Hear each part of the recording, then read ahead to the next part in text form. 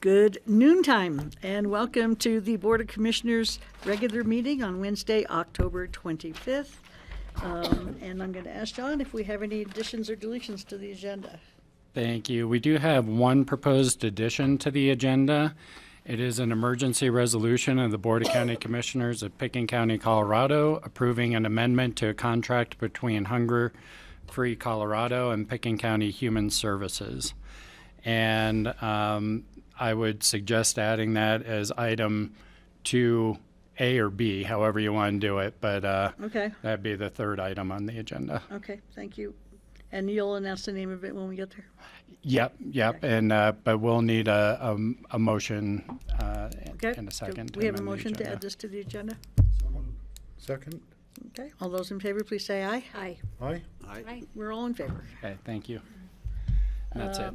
And now, do we have anybody in the room who'd like to make comments on an item that is not on the agenda? Ellen?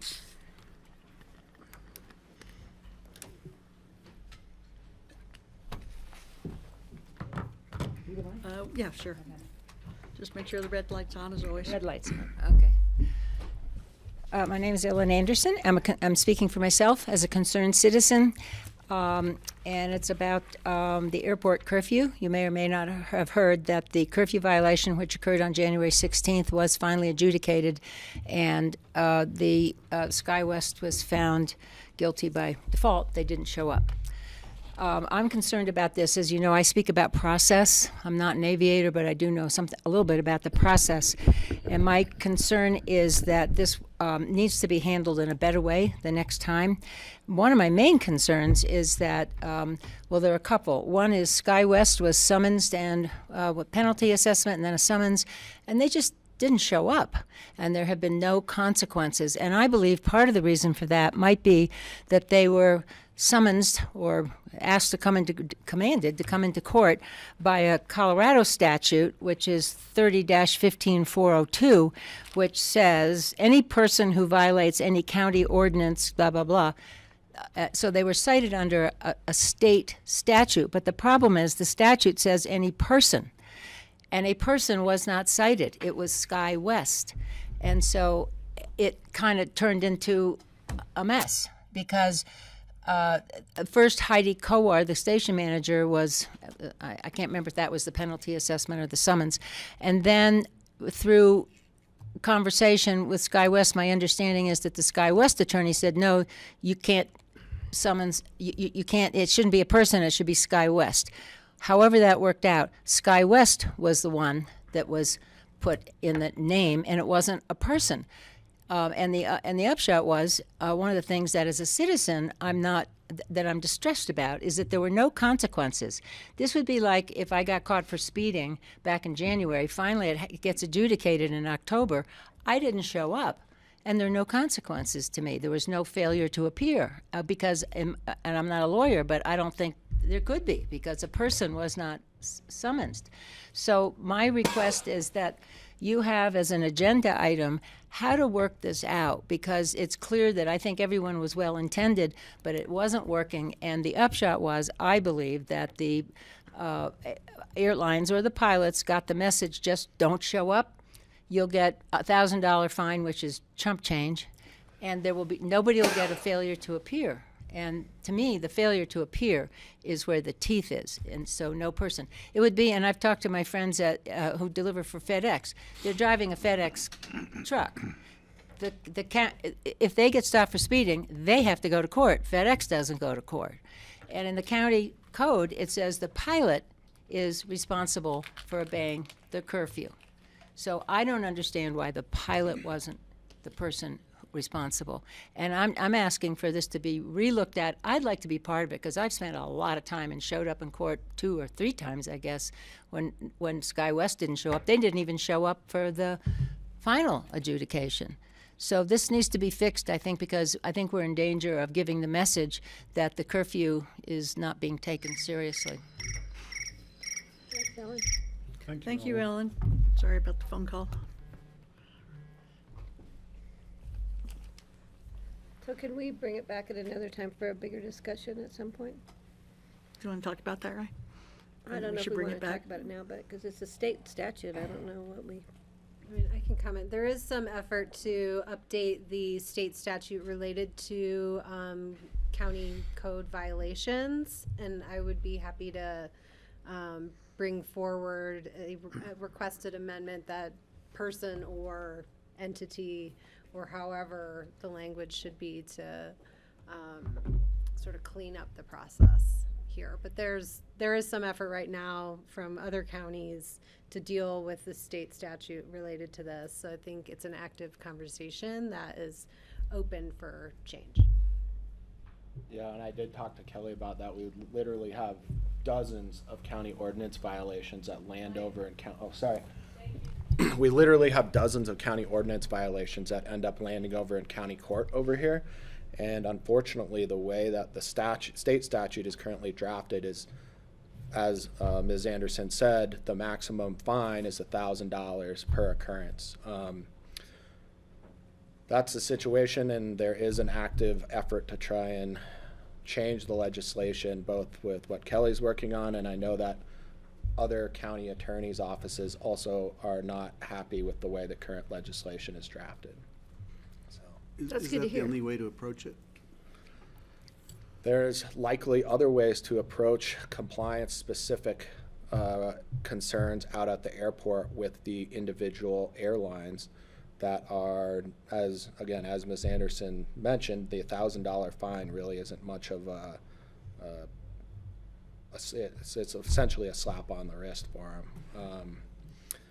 But you all have the ability to define the terms that allows the commercial operators to be out at the airport. So potentially there's ways to work that into the code to address any violations more severely. I through would that like to means. have your office explore that.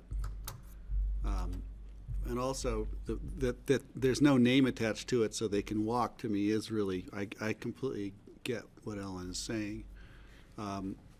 Somebody has to be the responsible party.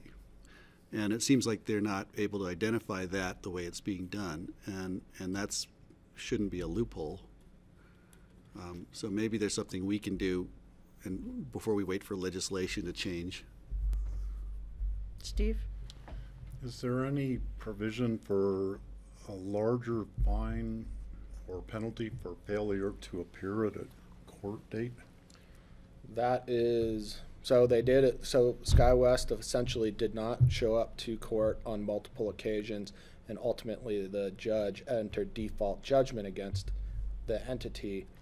The fine was implemented, as well as court costs and things like that, but as far as the fines associated with failure to appear or something like that, that is controlled also by state statute. State statute? Yep. And is that still, it wouldn't be above the $1,000? I don't know I don't think there's a fine specific to failure to appear. Be something Usually up to the- the discretion of the judge, maybe? Sure, usually the consequence for failing to appear is the entry of default judgment against you as either a person or an entity. Historically, we have noticed the violation and summoned a pilot to court. Usually that's a GA pilot. Of course, it's much more challenging to issue a summons to an individual pilot that may only be flying into Aspen once or once a week or once ever. Usually it's easier to pursue the airline to follow up on a violation, but Ms. Anderson's point is well taken, and now we can explore ways to address that. So. Great, thanks a lot, Ry. Mhm. Is there anybody else in the room or online who'd Ellen. like to make public comment about an item that's not on the agenda? Doesn't look like it, so I'm going to close public comment, and we're going to go to commissioner comments. Can I make one? Yeah. As you all know, I was absent the last two, a work session and a regular meeting, and in the last 10 days, I was traveling, and I was at a conference in Longmont on renewable energy siting, and then I went to France, and then I went to England. And the thing that I wanted to report was that it's really gratifying and fun to see how these countries are taking up renewable energy, electric vehicles, transportation, mobility. It's just incredible. Between the train systems, of course, but then the uptake of electric vehicles. The London taxi cab we rode to the airport in was fully electric, and it was the coolest old-style London taxi, but fully electric. The driver was new enough to it that he didn't even know how it worked, but he could drive it all day and not have to worry about charging it. And so that actually arrived sooner than I thought it would. I thought they would be moving to electric taxis, but they're actually going big. And the taxi company, I've got their name. I'm going to research them to find out. Wouldn't it be great if all of our hotel vans and local taxis were electric vehicles, because it's a perfect suitable situation for them. So it was a retrofitted vehicle? No, this was manufactured, but it was a classic London cab that you sit in, plenty of room, and it was perfect design for electric, actually, because it was so big. The uptake of electric vehicles, I think France is now they're at 30% electric EVs and hybrids. Colorado is now up to 17% in the last quarter, so they're being adopted very rapidly here. So there's a lot of good news. The other good news is that solar energy is definitely coming on so strong that we can now talk about solar being the dominant power source in the future, where it's always been, oh well, fossil fuels will always be here, and that conversation is changing. And I'm just gratified to hear that I'd share it with you. Glad to be back and working on the same things here. Steve? I'd like to remind everybody in the public that it is hunting seasons now. The first season's already probably ending today. Second season starts this Saturday. These seasons are going on for a few weeks. If you're going hiking anywhere in the backcountry, you should be wearing some blaze orange. Somewhere, wear your hat, wear a vest. Even when I'm out just by my house cutting firewood or anything right next to the house, I'll at least put on my orange hat, because hunters sometimes get buck fever and they will see something move and be careless, and some people have actually been shot and killed in different parts of the country during their hunting seasons. I don't want that to happen here at all, but just be cautious when you are going out hiking on any trails around. Thank you. Thank you, Steve. I also was at a conference last week. I was at two, actually. One was the Mountain Towns 2030, which was 100 times better I this know, I year wish than I would've last gone year. there. It was way more sophisticated. We had great speakers, including ex-Governor Bill Ritter from Colorado, the current governor of Washington, Jay Inslee, Jenny Johnson, who's the president of Patagonia, who, by the way, looks like the opposite of corporate. She walks on the stage with jeans and a sweater and looks like she just got out of the shower. Her hair is not done. She had not one piece of makeup on. She looked fantastic. And it was so refreshing to see the president of a large company come as a regular person. And of course, her presentation was great. And then she and Jay Inslee did a panel afterwards. In terms of that conference, which is about, it's a lot of the Western Mountain Towns' commitment to climate action. And Jackson Hole was there, Park City from Utah was there, and then most of the Colorado Mountain Towns, if not all of them, were there. And I am happy to say that Aspen and Pitkin County are still way out in front. Way out in front. Good to hear. It's pretty cool. They were shocked when I was told them a little bit about our landfill. You know, they did some questions. Does anybody have more than 46% diversion and questions like that? And so I was swarmed by people after that one about the landfill. There were a lot of really great workshops. And I went to two on hope, which was presented by, give me a second, her last name is Kawawata. She's a climate activist, and she worked in the Obama administration. She's also a climber. And Molly Kawawata. And her first presentation was at the plenary session. It was to everybody. She's very entertaining, and she intersperses her presentation with stories. And she talked about hope as the most effective quality a leader can have, and talked about the effect on employees when a leader does or doesn't have hope. It was really great. So then I went to her afternoon smaller workshop also, because I was really drawn to her presentation, and it was really good. And she said one of the things about the language of hope that she talked about that's particularly effective is to say, I believe. So she acted out this thing where there's somebody who's in distress, somebody she knows is in distress, and she walks over and says, it's going to be okay, it's going to be okay. And it's like, that's probably not very helpful to that person. She said, now imagine you walk over to that person and you say, I believe you're going to be okay because I've seen you get over something like this before. You know, so that kind of demonstration of using the term I believe, and That's great. and also the power of allowing people to be witness to what you're thinking rather than lecturing them. It was great. And then I went to two different workshops on circularity, which was interesting, about how to make sure that your recycled, mostly about recycled projects or items, are actually recycled within your community and put back to use. That was pretty cool.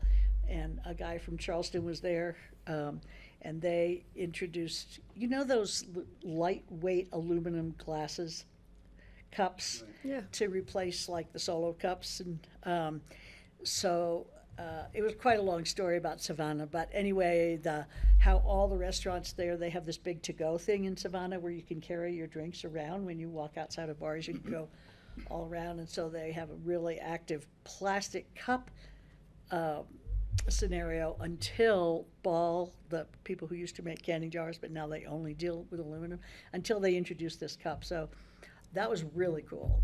And Copper Mountain now uses those exclusively. Those were big at Food and Wine. I have a collection. Yeah. And so Copper is way out in front with that. And anyway, it was just really great to have all these communities come together, and, you know, we're still out there leading the pack. And we're going to do so more today, which is really cool. And then on Friday, I went to the CAST meeting, which is the Colorado Association of Ski Towns. And it was in Vail. It was fairly Vail-centric, the presentations, but it was still interesting to hear what they're doing. A lot of it was about housing. That's what I wanted to talk to you about when I called you. Anyway, that's where I was last week. Can and it you was pull really up the great. presentations from 2030 online? I think you can, yeah. I would love to do I'm not the positive. one I'll on have a Hope. look. Yeah. Yeah, I would love to do that, both of them. I'll see what I can find. Steve? Yeah, one other item, since you're talking about what you did last week, I was in Albuquerque, New Mexico last week, where my daughter was attending a conference of the National Indian Educational Association, because she teaches teachers how to prepare to go into the Alaskan villages and teach the natives there. So Albuquerque, for those who don't know, gets most of their water from the Colorado River Basin, from the San Juan River. So it's akin to in Colorado, where the Front Range of Colorado gets their water from the, a bulk of their water from the Colorado River Basin.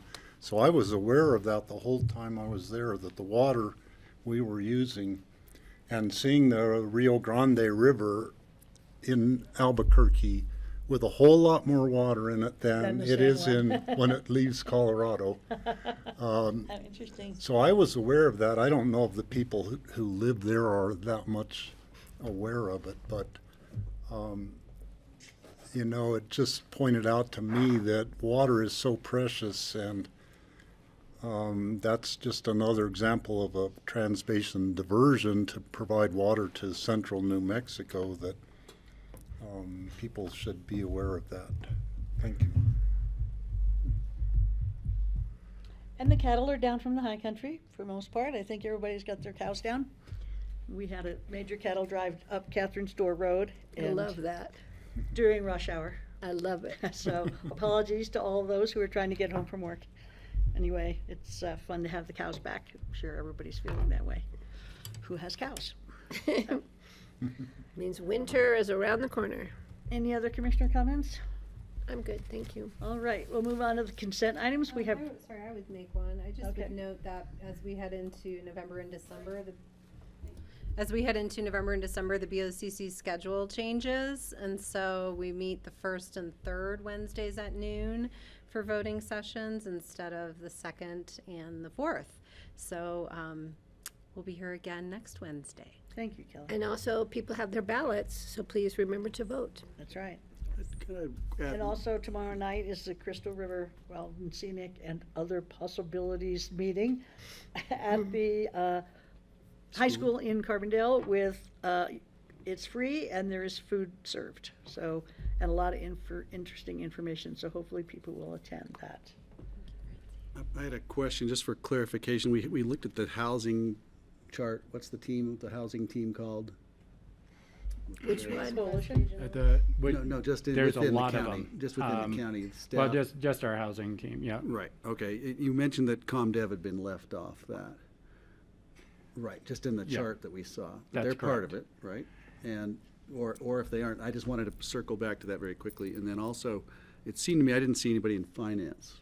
Is somebody from finance involved in that? Not on that particular team. We bring finance in as we have particular projects, either on the budget side or if there were ever to be a bonding question. But Kara's been represented on that team, so she's been able to bring issues to ComDev throughout. And Got it, okay.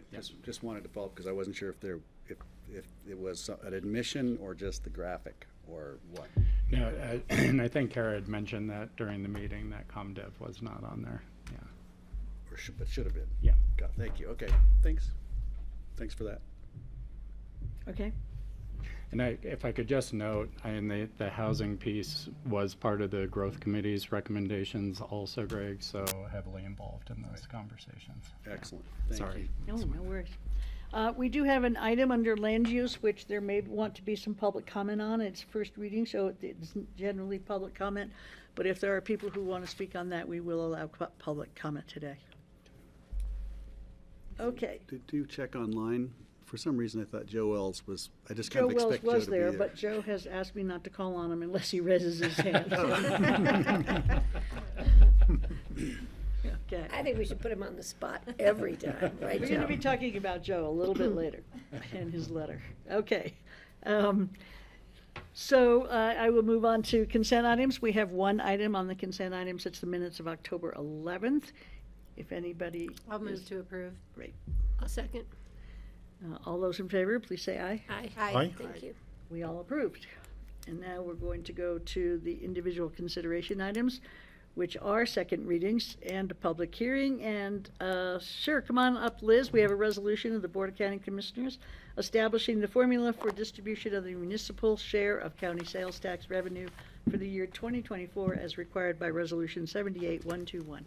Are we doing the ACFR first or not? Say that Sorry, again? on In the addition, right. individual consideration items. The first item I have on the agenda Well, that's online is the you ACFR. can- Why don't you start with the It's the annual comprehensive. Yeah, Yes, the sorry, the financial annual- report for the yeah. fiscal year ended. Okay, I just want to make December sure which one I'm talking to. Sorry. No worries. Yeah, I screwed up there. Sorry. Okay. So I am Liz Woods, the finance director for Picken County. I am here today for the first and final reading for the annual comprehensive financial report, also known as the ACFR, for the fiscal year ended December 31st, 2022. And we had work session on this, 2 weeks ago? Last week. Last week. This is just a consent item. So does anybody have any questions for Liz about that? You weren't here, Greg, are you okay with it? I watched the presentation, and I don't have any questions. Thank you. Okay. I do have one question. Yep. On the page with the ice fall coming out of the cave and the stars in the background, I presume that's an Ann Ann Driggers Driggers. photo, but Yes, she always does our that's an cover. amazing photograph, and I just wanted Pretty cool. to commend her for it. Yes. I'm going to wager we have the best cover in the nation for our financial report. Best star photographer Yeah. anywhere. That's a pretty amazing one for sure. Okay, well, if we don't have any questions for Liz, then I'm going back to the name of it. Do I have a we question. I need just to? have a comment. Yeah, go ahead. I know our agenda time has been really tricky this fall, but I would, I think 15 minutes was rushed, I think is all this really got for this. So I would suggest as a group, we maybe do give it a little more time next year. Yes, and usually we bring it at a different time of the year, so it's usually not in the fall when we're also bringing the budget to you guys. So this next year we should have it to you in June, is my Okay, guess. okay, So got it Yeah. should have plenty of time at that point of the year, 'Cause I hopefully. definitely know I was like, oh God, this guy, like, he has to talk faster and we gotta get out of here. And, Yes, you know, yes, it was very. I snuck in where I could find time Sure. because we No, I wanted to get it. it I done. totally get it. Yeah, thanks for that. But yes, we will do that going Thank you. forward. Thanks, Kelly. So do we have to vote to approve this? Is that what we do with this? Well, it's on our agenda to vote to approve, but I think it's a one read with no public hearing. Correct. So It I'll make a doesn't say- motion to approve, but I'll add a comment. I saw your mom walking your dog in Snowmass the other day, and I didn't have a chance to stop and say hello. While we're on that. I didn't recognize your mom, I recognized your dog, so let your mom know. Okay, so I think Patty has voted to approve, move to approve And I will the vote to approve it too. comprehensive financial report for the fiscal year ending Thanks, December Liz. 31st, 2022. I'll second. All those in favor, please say aye. Aye. Aye. Aye. All Okay, right. now we have 2B, which is what, John? To be, Emergency The grants. emergency resolution. yeah, let me just pull it up here. My password is forever long, sorry about that. You know, However you long, need to we gotta change write it. that down. Yeah.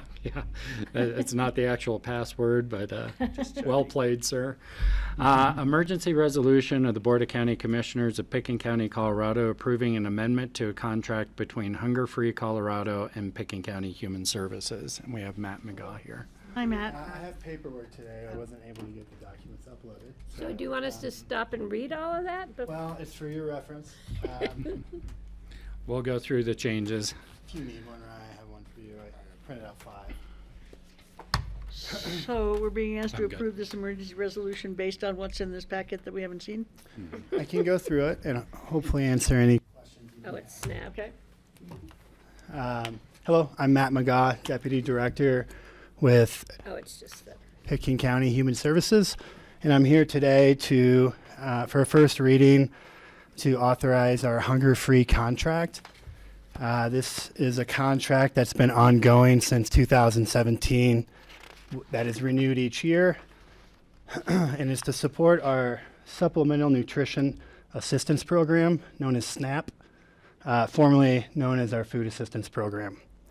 And so each year we are granted around $50,000 to support outreach, which really helps support one of our economic assistance workers in going out into the community and being in places to try to help people sign up for this program. So this year we have a new goal of trying to increase our application numbers from about 270 to 360. So we have a lofty goal this year. The contract isn't stipulated on us getting to that number, but we are trying to measure how well we're doing with our outreach for this particular program. To remind you, the SNAP program, again, it's food assistance. It's where people are allocated on an EBT card money to help support their food cost. Any questions about, I know that I gave you a lot of paperwork, but I'm hoping that since this is a reoccurring contract that you're familiar with. We've seen it before. The question is, how did you arrive at 360 as a goal, and how did you reach the conclusion that it needs to grow? Yeah, so in meeting with the state and working closely with our technician who goes out and does this, we found that there's opportunities for this program to grow based on our current enrollment and our potentially eligible population for the program. So the state was really encouraging us to try to make it more of a lofty number, and they're actually going to meet with us in March to see where we're at. If we're not at like 108, there's a certain number. If we haven't hit a certain number by March, they're going to meet with us and see if we should revisit our plan to see if they can do anything to help aid us increase our enrollment. And is that an additional 108 or? No, that's just the number of applications they'd like to see total by that date. yes. And for us to reach our goal, it would be at the end of September of 2024. So the reason this came to you as an emergency, they don't give us a big window to get this all to you. The contract came to us in October. For us to start using these funds, we did need the signature before the end of this month. And so that was the reason we came to you as an emergency today. Can I ask just one more question just Please. about outreach? How do people find out about this? And we're making an assumption that there's a market for this, but it sounds like it's kind of a challenge to fill it out. And is it a marketing issue, or is it lack of interest, or what is it you think? It very well could be a marketing issue. What we do is with our outreach worker, this helps pay for her part of her salary, and she's going out into the community, places like the library, our senior services center. She'll go out to Redstone when they have some programming out there. She goes to Mountain Family Health. So she spends a few hours of certain parts of her day at these places to really try to meet people where they're at and naturally try to get people signed up that may not know about the program. I think outreach would be something that would be separate funding that we would use to promote the program along with some of our other programs. This money in particular is really to support our staff and going out into the community and making those connections that way. Thank you. Yeah. How is one financially eligible for SNAP? It's a good question. So the income limits is 130% of federal poverty level and 200% for some households. I don't have that chart up right now, so I guess it's as far as what that equates to. It is one of those programs that it's federally funded.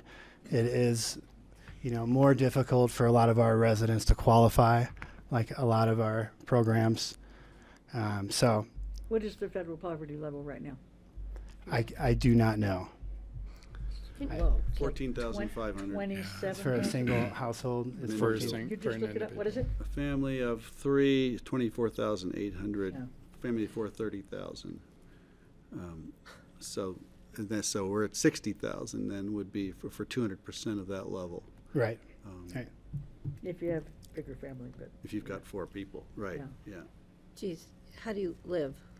It sounds like it's a You go to solution SNAP, that's which not is going to nothing. fit the problem. If you The- get qual- if you The get federal $1 poverty over, you level get has your- not been adjusted for a very long time, which is why we've been looking to other calculators like livable wage and such that's either done through the Law and Policy Center or MIT as a new calculator out. But that is not what is being used, of course, with federal dollars yet. Yeah. Steve? So Matt, I will be involved in Farmers Union policy discussions later on, in just about a month from now. And I know that the SNAP and the farm bill will be big items of discussion at that, because Farmers Union supports food security issues all across the board, and is always fighting against the federal government to try to improve the SNAP program. So if you have any ideas on how, a change at the state or federal level, I think it would have to be the federal level, to improve the SNAP program. If you could get any ideas on that to me, I'd appreciate that.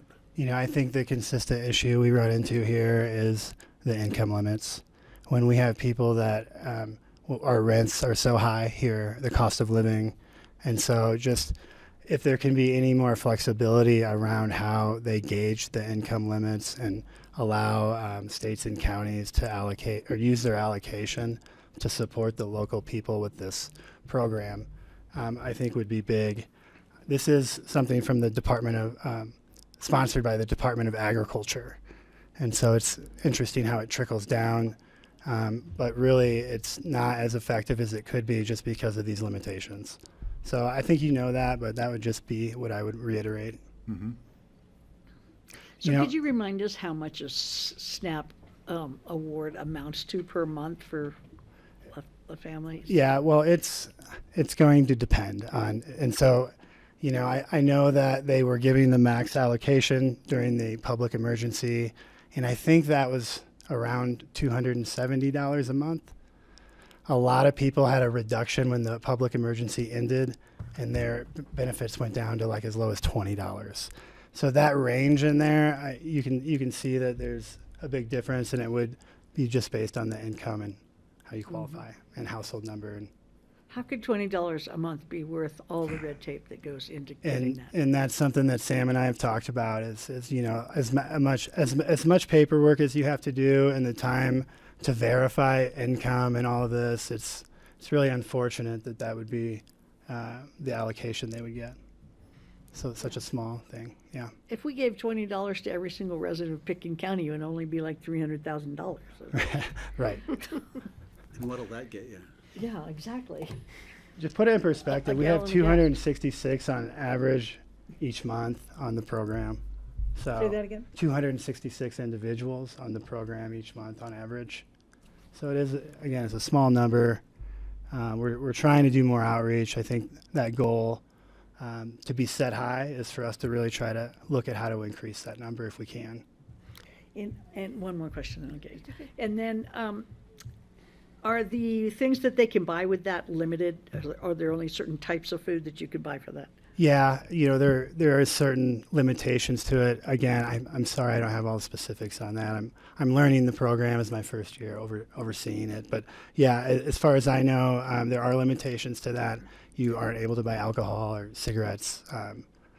So there's definitely those. Yeah, I know with WIC, it was like orange juice and breakfast cereal. It was really limited. Yeah. So. Patty? Yeah, in the past when we discussed the cost of living issue, which is really valid, the response, I remember, again, this was some years ago, was move to another community. Yeah.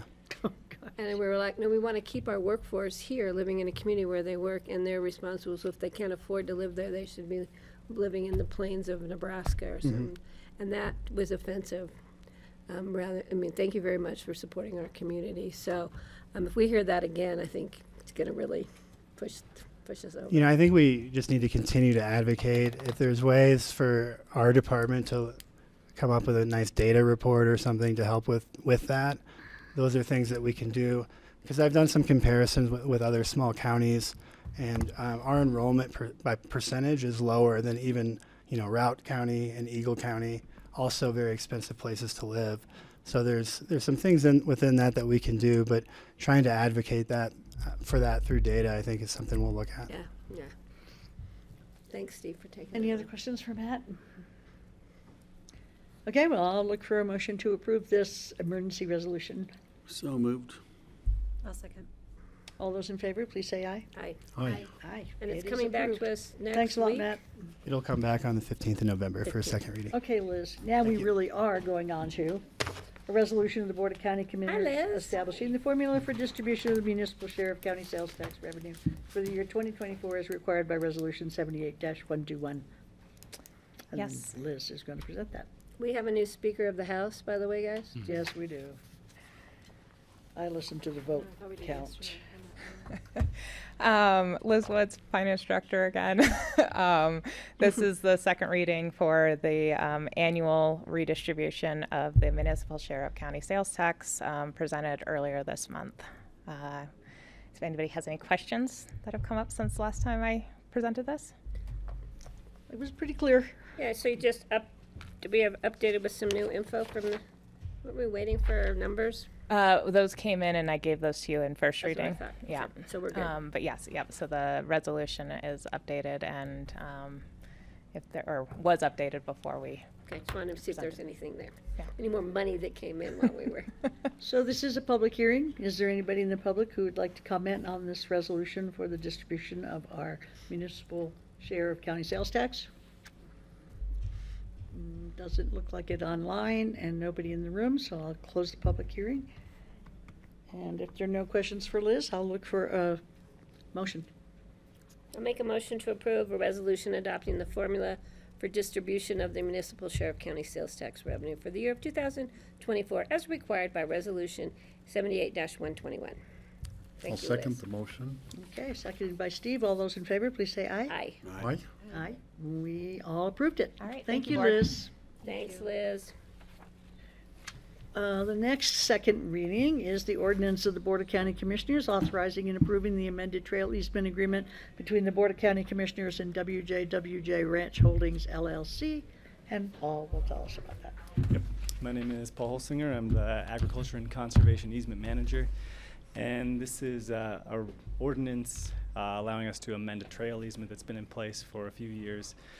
But Open Space recently acted on that to connect Nancy's Path to Glacier Open Space for equestrian and pedestrian only, no dogs. And nothing has changed since second reading. We just needed a better alignment. And that's where we're at. I'd be happy to put it up on Maps and More if you'd I like to remember see it it. quite well. Does anybody else want to see I it? remember it really well. Great. I just think it's helpful for any public who are watching. A No little zig and a little problem. zag. Just give me a moment. I'll answer any questions. But just to remind you, we did have most of the trail is built within the existing trail easement. We just had maybe two spots there that we needed to skirt around some ditch issues to make it a little better for everybody else. Getting there, and this actually travels from Picken County into Eagle County. And I'm gonna share my screen.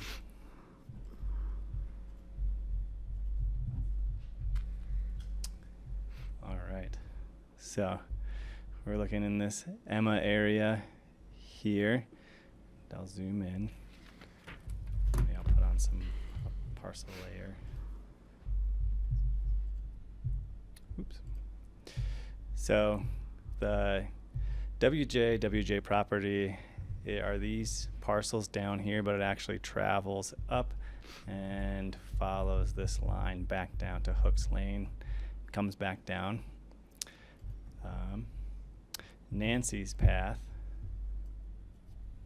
starts over here, and folks can walk around here, and then this is the gully that you walk up for the Nancy's Path. So the trail connection starts here, travels along the toe of the slope, and this is all the existing easement, and it gets to a point kind of continuing along to about here, where the trail easement originally kind of went straight through this oak grove. This is actually a little bit of a gully, and then it continued through this other oak grove to our border of glacier open space.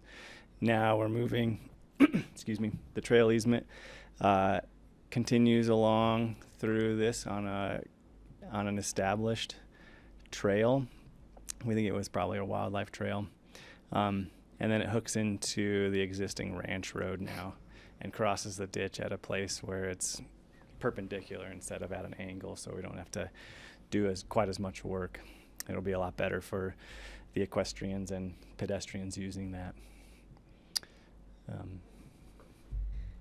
That's the gist of it. Everybody okay with it? Okay, let's make a motion. Public comment, A public hearing. which I think we forgot to do. It's a on the public first hearing. Is there anybody here or online who would like to comment on this? Seeing no one, I'm closing the public hearing and coming back for a motion. I'll make a motion to authorize and approve the amended trail easement agreement between the Board of County Commissioners and WJ Ranch Holdings. I'll second the motion. All those in favor, please say aye. Aye. Aye. We have passed that. Thank you. Thank you, Paul. Paul? Did we take public comment on our share of municipal tax Yes, we did. Yes, we Yeah, did. We did. rates? Okay, now we have a resolution of the Board of County Commissioners approving the acceptance of an electric vehicle grant awarded from the state of Colorado. Hi, everybody. Hi, Matt. Burgess, the fleet manager. Good to see you again. I'm here to ask you guys for the second reading of the acceptance of the grant we were awarded for $198,000 for 3 level 3 chargers. And those were already installed? Not Or yet. that's in the future? Currently, we're putting in the infrastructure right now, so hopefully when we get to that point, I'll just be plugging them in and powering them up. And do So, you want to tell the public where they are? They're not going to be public facing at the moment right now, so we're going to have one at the airport operations center inside the fence, one at Public Works, and then hopefully we can place one in somewhere in by the maybe facilities building or to coincide with Aspen to help their electric fleet. So still in the works on that one. Okay. Any questions for Matt? Thank you, Matt. Good job. This is a public hearing, so anybody who wishes to comment on the approval of the acceptance of the EV grant, please raise your hand if you're online, or let me know. Okay, seeing no one, I'll close the public hearing, come back to the board, look for a motion. I'm gonna let Greg make this I'll motion. make the motion approving the acceptance of an electric vehicle EV grant awarded from the state of Colorado. Thanks, Matt. I'll second. All those in favor, please say aye. Aye. Aye. Aye. Aye, it passes. Thank you guys very much. Thank you, Matt. And the next item is the resolution of the Board of County Commissioners amending resolution number 0072019 and approving an amendment to the interorganizational agreement between the BOCC, Aspen Valley Hospital District, Mountain Family Health Center, and Eagle County. Is Jordana online? Happy? Oh, Ariel's doing it, okay. It's fall break. I should have known because she canceled the Monday meeting. Oh, really?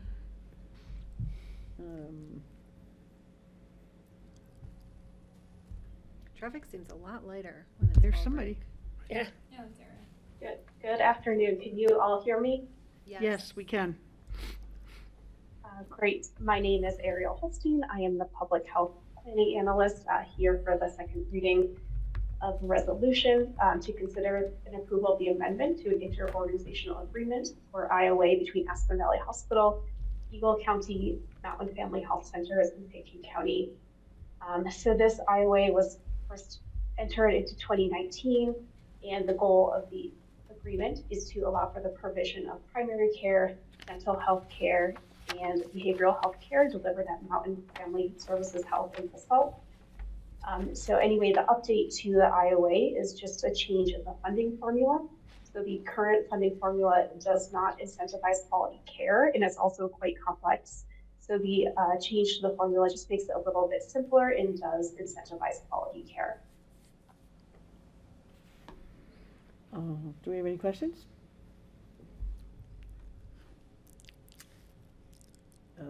Okay. I don't have any questions. To me, this is a no-brainer. This is really a good program we have, and it's a good use of our space in Basalt for Mountain Family Health. And I'm glad that we're able to do this and continue this cooperative agreement.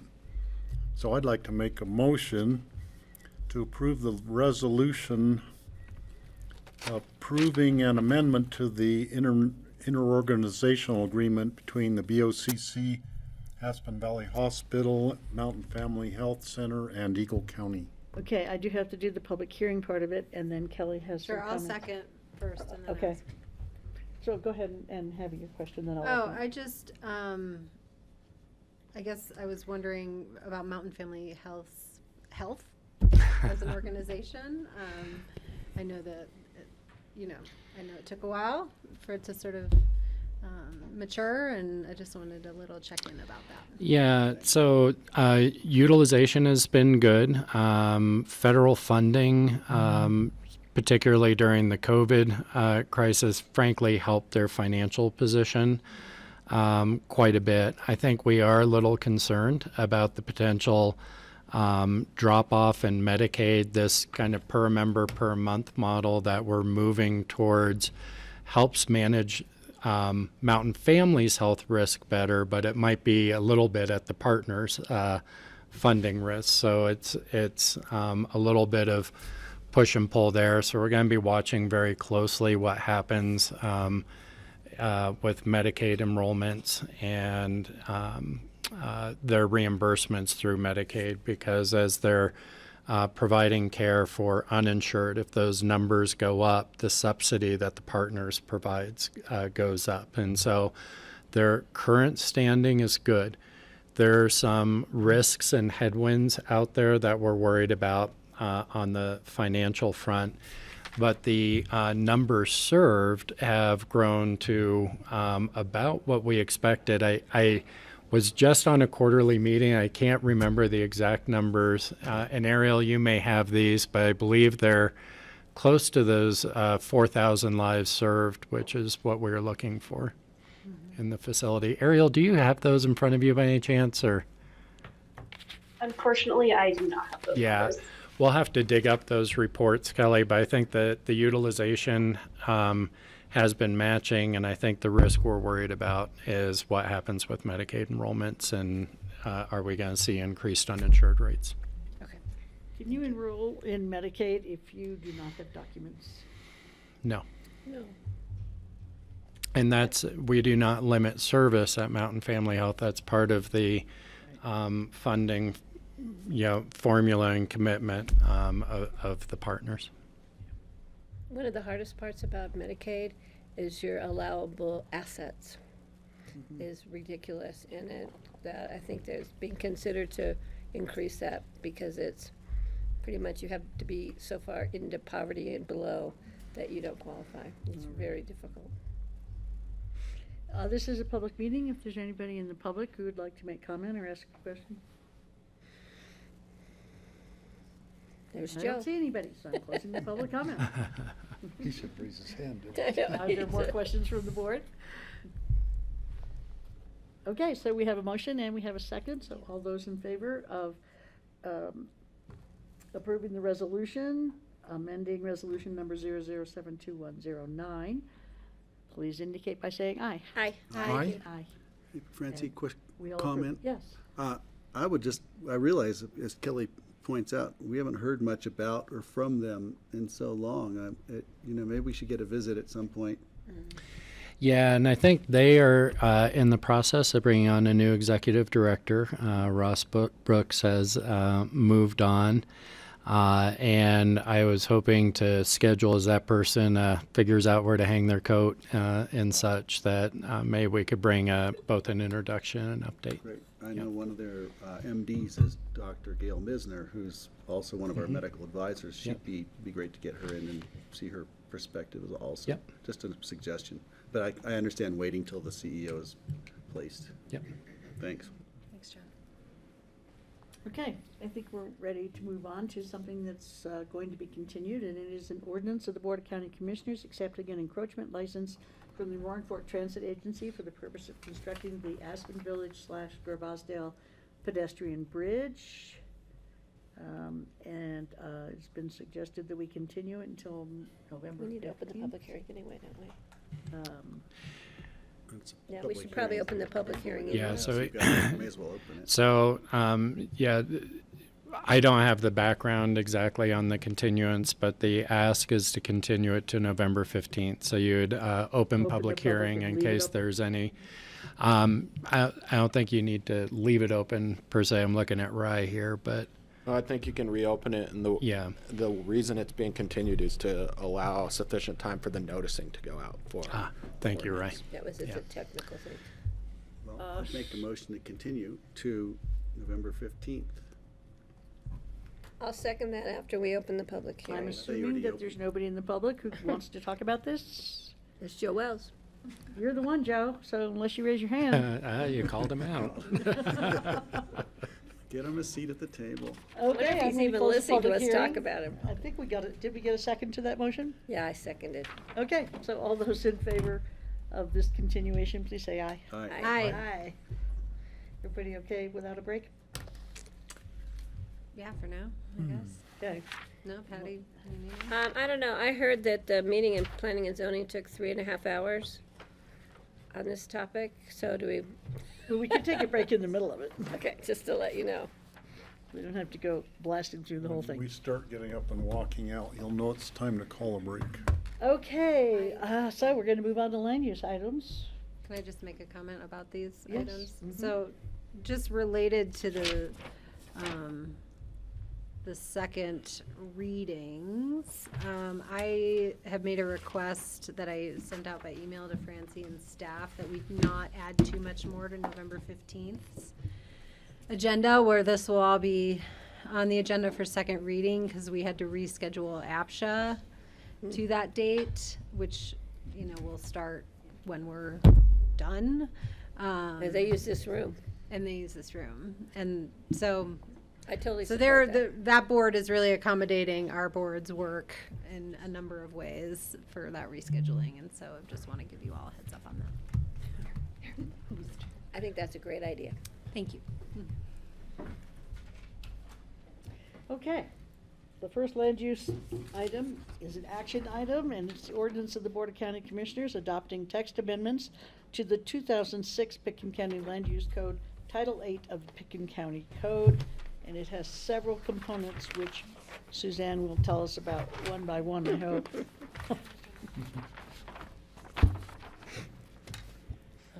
Hannah Hunt's going to help drive, so we'll give her a minute to get set up. But just right, so it's clear, there's one memo kind of explaining everything. There are 6 separate ordinances in front of you today, so that's a lot. Yeah, are you going to have a party on second reading? We'll All explain this how it work? all ties together. But yeah, give us just a second, please.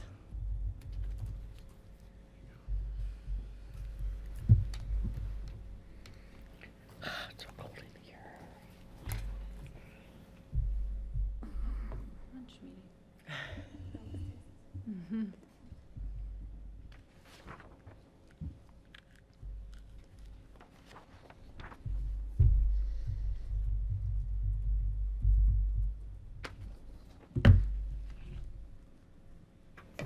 Patty, are you up Valley Friday afternoon? I don't know where I am Friday afternoon. I have to go down Valley. I'm not sure what time I'll get back up Valley. Do you need a pickup? Yeah, keep me in the loop. Yeah, Al has to get picked up at 4, and my car appointment is at 1 in Glenwood. Okay, I don't know. I'll keep you, I should be back, pick up at Coke Park. I think I should be back. I have other. I'm trying to arrange that morning plans, afternoon plans, and evening plans, but there might be that window. See what I can do. But we may not be home until after you're home, like in the I just don't evening. know if they'll do it in 2 hours, Yeah. which is when I would need to leave by 3.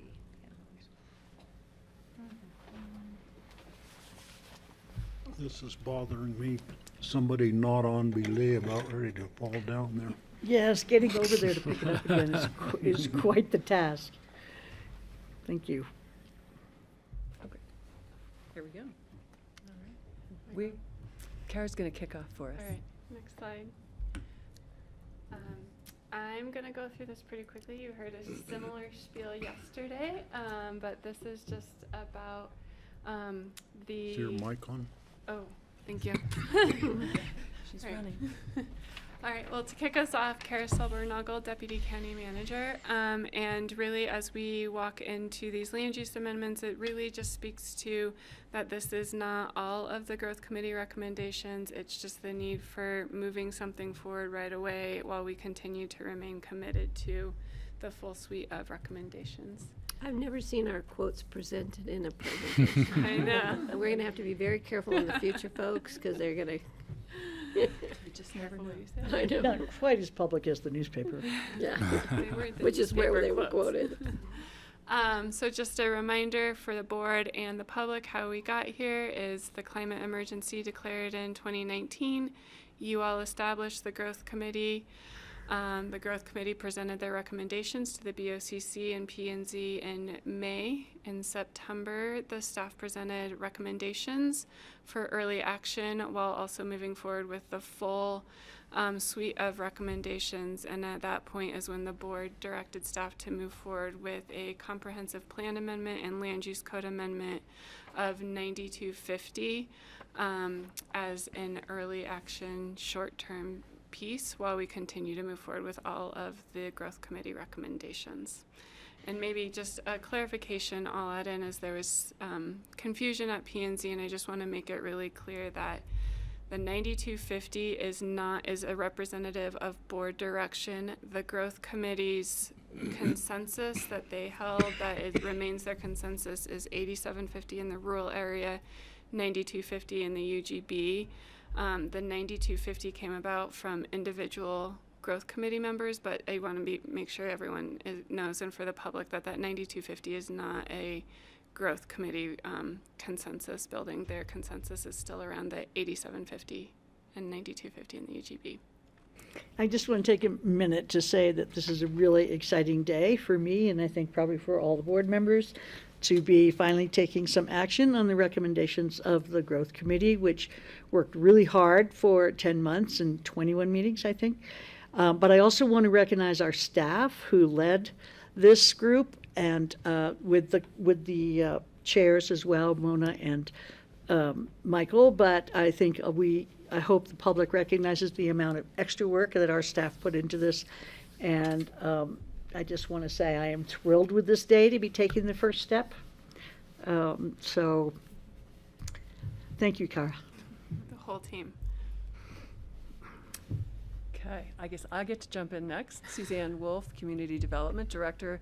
And thanks, Francie, because I want to recognize our staff, not all of whom are represented here today, but even to get to this point, to get to the P&Z last week and now bring this forward to you, has taken a lot of staff hours. And as you can see, there's a lot of kind of niggly detail in there.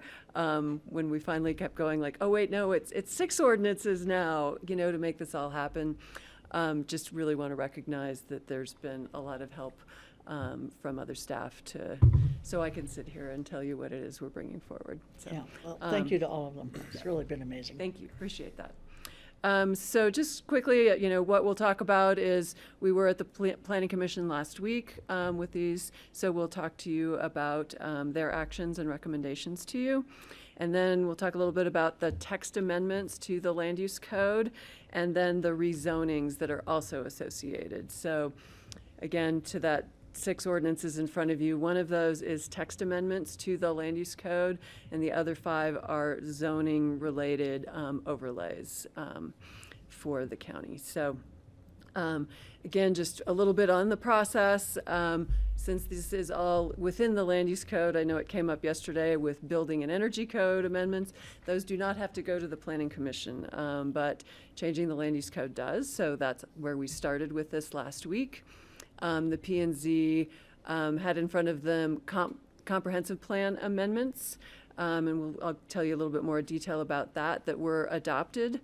And then they also considered all of these text and zoning amendments, and they did make a recommendation of approval to the BOCC. They did have some extra recommendations to you that, again, we'll talk about later. But so just to summarize, this was all in front of the P&Z last week and recommended for approval by the BOCC. So all of these ordinances will have 2 readings in front of the BOCC. Today is the first reading. We have the second reading and public hearing scheduled and noticed for November 15th. And again, as you can see, you have lots of ordinances in front of you to accomplish all of that. So to speak a little bit about where we were with the Planning Commission last week, again, there was a separate item in front of the P&Z, which is the comp plan amendments. Under state statute, the P&Z has authority over adoption of comprehensive plans for the county. So the amendments to the comp plan that were adopted by the P&Z were spoke to reducing the maximum floor area in unincorporated Pitkin County to 9,250. Integrating master plan updates related to house size and maximum floor area, and then also integrating that growth committee recommendation for the 8750 in the rural area and the 9250 in the urban growth boundary. So that was the comp plan amendments. The P&Z then also considered the text amendments and zoning amendments, and that would be a 9250 final maximum floor area. The overlay zone districts for Brush Creek, Emma, Snowmass, Capital, I guess, Lower Snowmass and Capital Creek, and the Basalt UGB. And then the additional recommendations the P&Z asked for the board to consider related to these were discussing the applicability of these new regulations and a discussion about the creation of nonconformities. I'll come to that at the end of the presentation after I've kind of walked through.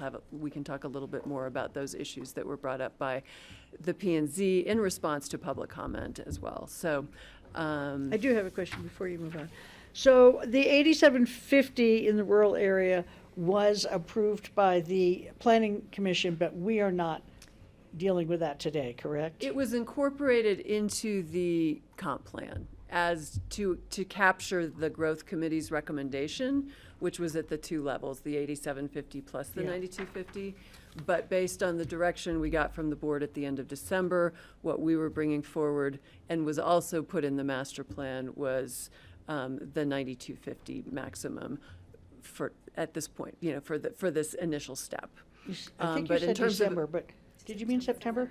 Yeah, September. What did I say? Okay, that's fine. December? Oh, It's some okay. other month. Does that?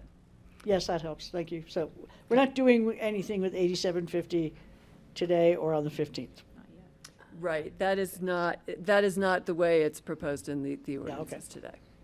As it relates to overlays, but yeah. Are there any problems created with a conflict between zoning, which is like the rule of law, and the comp plan? Say again, sorry. Maybe Ryan's gonna right. answer. Well, the short answer is brain no, kinda- Okay. but the. So we could plan that every house has to be pink, but zoning says colors of natural. The planning commission is charged with planning the entire county. And the comprehensive plan the Pitkin County Comprehensive Plan functions as a recommendation to this board on various land use items. And the comprehensive plan, of course, has under its umbrella are all the caucus and other planning area plans that often contain different recommendations in them that also serve to inform this board's decisions on zoning those portions of the county. Perfect, thank you. Thank Can you. we turn the heat up? Do you know how to do that? It is, yeah, it's pretty chilly in here. I'm glad I brought my. It shows 68. I don't know if that's the actual temperature or what it's programmed for, but it feels like about 64 to me. I say 63. No, thank you. Do you want to Okay. borrow Steve's hat? No, no, I'm not desperate, I'm just a little uncomfortable. Okay. If we did some, jumping jacks every 10 minutes, it would help. Seventh inning stretch. All right, here we go. So the first ordinance that's in front of you are the text amendments. And those establish a countywide 9,250 square foot final maximum floor area. They also create 4 new overlay zone districts, which are Brush Creek, Brush Creek they create the new, we have to put an overlay zone district into the code, so then an area could be rezoned with that overlay. So again, within the text amendments are the actual creation of these overlays. Ones that have not been addressed in the code previously are Brush Creek and the Capitol Creek and Lower Snowmass Creek. Emma and the Basalt Urban Growth Boundary have had these same limits in the code for some time, since 2006 for Basalt UGB and Emma. 2000, earlier than that, I think 2009. It was the earlier plan. Anyway, Alan and I can argue about what date, but they have been in the code for a substantial amount of time. We did not have an overlay zone district, so we're basically creating that framework for those limits. But those limits have been there. So for Brush Creek and the Valleys of Capitol, we're incorporating their master plan recommendations. But so this is what plays out in terms of the actual text amendments that are in front of you. For the 9250 maximum floor area would apply throughout unincorporated Pitkin County. More restrictive standards will apply. Obviously, there's zone districts that have a more restrictive floor area. Rural remote's our best example of that. There are zone districts that have a floor area ratio that limits how much floor area you can build on a lot. In some cases, those may, be more restrictive than the 9250. And then all of these overlay zone districts are more restrictive than that 9250. So essentially, 9250 then applies everywhere else within unincorporated Pitkin County. You can go ahead. These are the sections that are actually amended in the code. I didn't put any graphics up for this because that's the really not very, exciting part of it. But, on a very basic level, we're looking at where does the code say you have a 15,000 square foot final maximum floor area today, and changing that to 9250. You have to get into sort of the nitty-gritty detail in some of these areas to make sure we capture that. It also, like with growth management, there's scoring criteria that tie into what your maximum house size is. So we needed to make some accommodation for how that was addressed when the maximum was reduced to 9250 from 15,000. So again, those are all of the sections that are affected by these text amendments. And then this map, you'll see a couple of times, I think, in this, but this is really showing you where 9250 will apply. Again, this doesn't show you those underlying zone districts where there may be something more restrictive, but it's showing that basically the entire county is overlaid with 9250, except these areas, the overlay areas, and where, that were accepted out, that have a more restrictive standard. Is that okay? We'll keep going. So, Brush Creek, we created a caucus. In recent time, they adopted a master plan. That master plan recommended a maximum house size of 5,750 for the Brush Creek caucus area. So what we're accomplishing now is creating an overlay in the code, so that's the text amendment, and then rezoning all lands within the boundaries of the Brush Creek Master Plan to the Brush Creek Master Plan Area Overlay Zone District, catchy name, that limits the final maximum floor area to 5,750 for Brush Creek. So then the next slide will show you a map of that, of the area that is within that overlay. And this also does show in this area, the areas, what the underlying zoning is. And it's always important to understand the overlay is overlaid on top of your existing zoning. So you're still zoned AR10, and you have an overlay on top of that. And what the overlay accomplishes is the 5750 limit. So we'll keep running through. So Emma, again, existed already in the code, but now we're putting it into the overlay. Emma has an 8250 square foot final maximum floor area. And again, that has been in effect in that area for quite a number of years. So again, creating the overlay area and then rezoning lands within that overlay area to the, adding the overlay, sorry, like says a whole lot. So again, map showing that area that is within the overlay as well as their underlying zoning. So all these pullouts are where the overlay applies, or you're just calling that out to be able to drill down into the various zoning changes? It's just to give a little more closer detail where there's some areas where it might not be as clear on the larger scale map. So yeah, it's just still reflecting. Okay, so all the area within the black line. Right, which is, so basically the entire Emma caucus area is within that overlay. Thank you. Next is Valleys of Capitol Creek and Lower Snowmass Creek Overlay Zone District. When they did a recent update to their master plan that did recommend the 5750, and the long name came from how they named their master plan. So that's why we have the VCLS-O to do that. So again, Where the V came from. Again, I'm sort of glossing over the, the language in there, but again, all of this is coming from the caucuses who made their determinations about these recommendations. So, and what they were trying to accomplish with that house size limitation. So, so here, the entire Capitol Creek, Lower Snowmass Creek area. And again, those details, just of some of those areas. And this would be, is a 5750 limit for those areas. And last one of these is the basalt urban growth boundary. Again, this has been in the code since we updated the code or adopted the new code in 2006. But did not have an overlay. So we're creating the overlay to accomplish this. I love their acronym. I know. The BOCC, yeah. Yep. Hannah Hunt did all the acronyms, and they're all good. This is the catchiest. Yeah. Yeah. The VCLS one is a little tough, but. So right, again, here's the map that shows that area that would be rezoned. This one's a little unusual because we just have some funny little slices of unincorporated Pitkin County.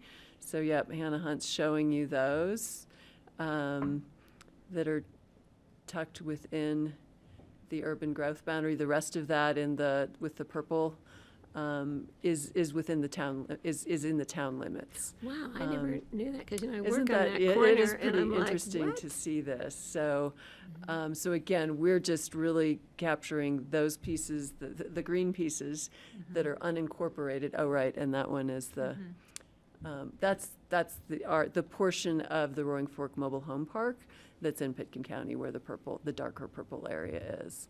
So we've rezoned a section of the Rio Grande Trail, I see. God, that's just weird the way that is. It's just funny. It just kind of has to be. Like, really? I guess the way it's weird is what's been annexed into the town and what has not been. Right.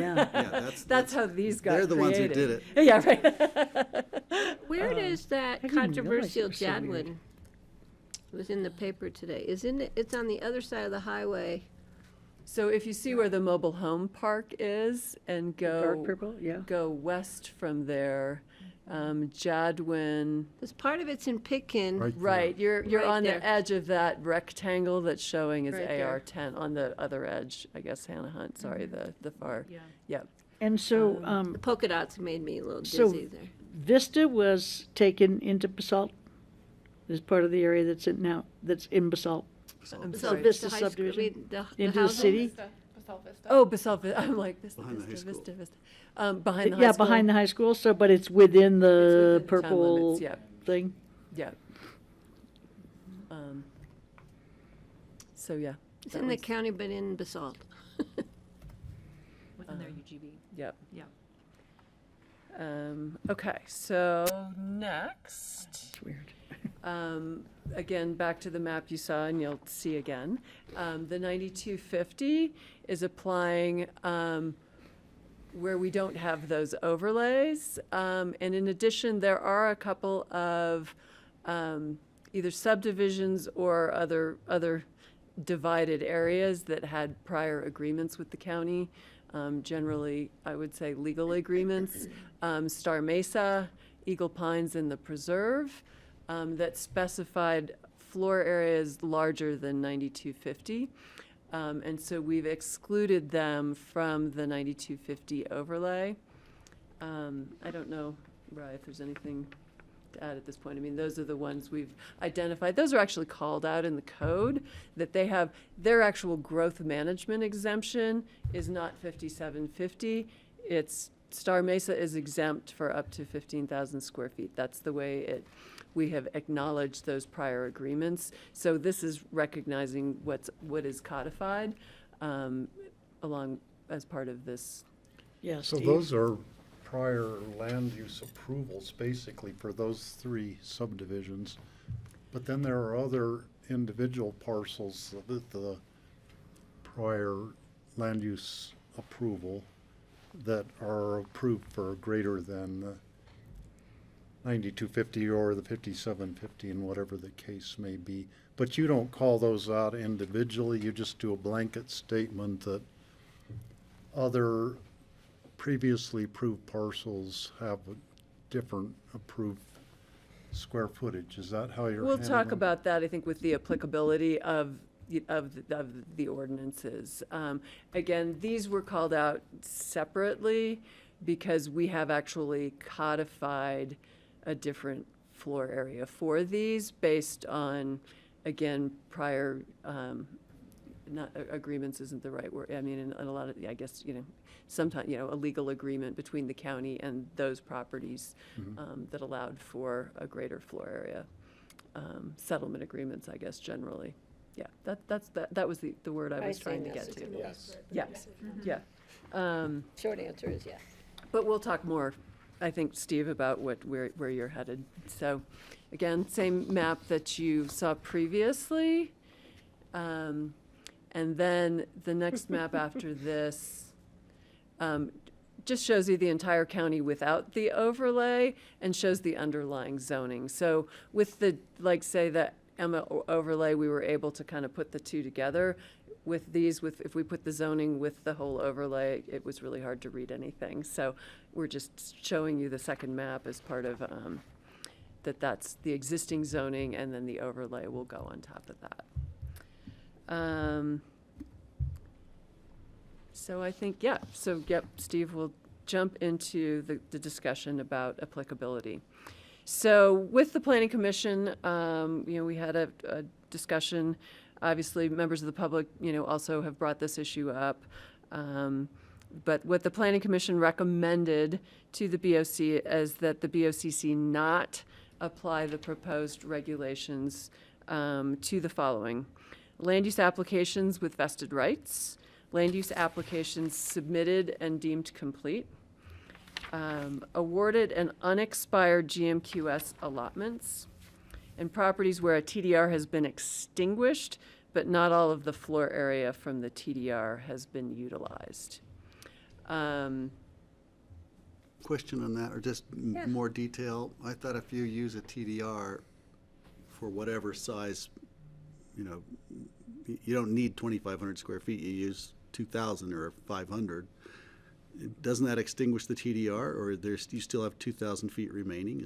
So the TDR is extinguished if your property, oftentimes say you had an approval from the hearing officer to land the TDR, but you only, right, maybe you only used 2,000 of it. Sometimes those approvals actually spoke to that. You'll still have some left over. If you want to use it in the future, you'd have to come back through whatever process was So it's, applicable at the time. you're actually banking it, and you could come back and. I mean, we've max it. always, it's sort of been acknowledged that there's some remainder. Bless you. Really? Whether that's, I mean, again, the site plan, if you had to go through site plans, to show how you were using that TDR, the site plan would have been based on however much of that TDR you were using. So that got used presumably with your permit. So that's a question, I think, about, do you have any right to come back and still use the remainder of that? If there was a change in the regulations that no I'm longer allowed surprised that's a you. question. For some Yeah. reason, I thought that was settled. Well, wouldn't that only be true if you were like eligible to use it? So like if you had a 15,000 square foot house with a 500 square foot remainder TDR, Correct. you would never be able to use that 500 Exactly, because you've already exactly. reached And right, your exactly. limit. Definitely plenty of, say, Red Mountain lots who, Right. right, they have a floor area ratio. They have some limit, of their gross floor area that they can build. Their TDR, they might have hit that limit and there's some TDR remaining.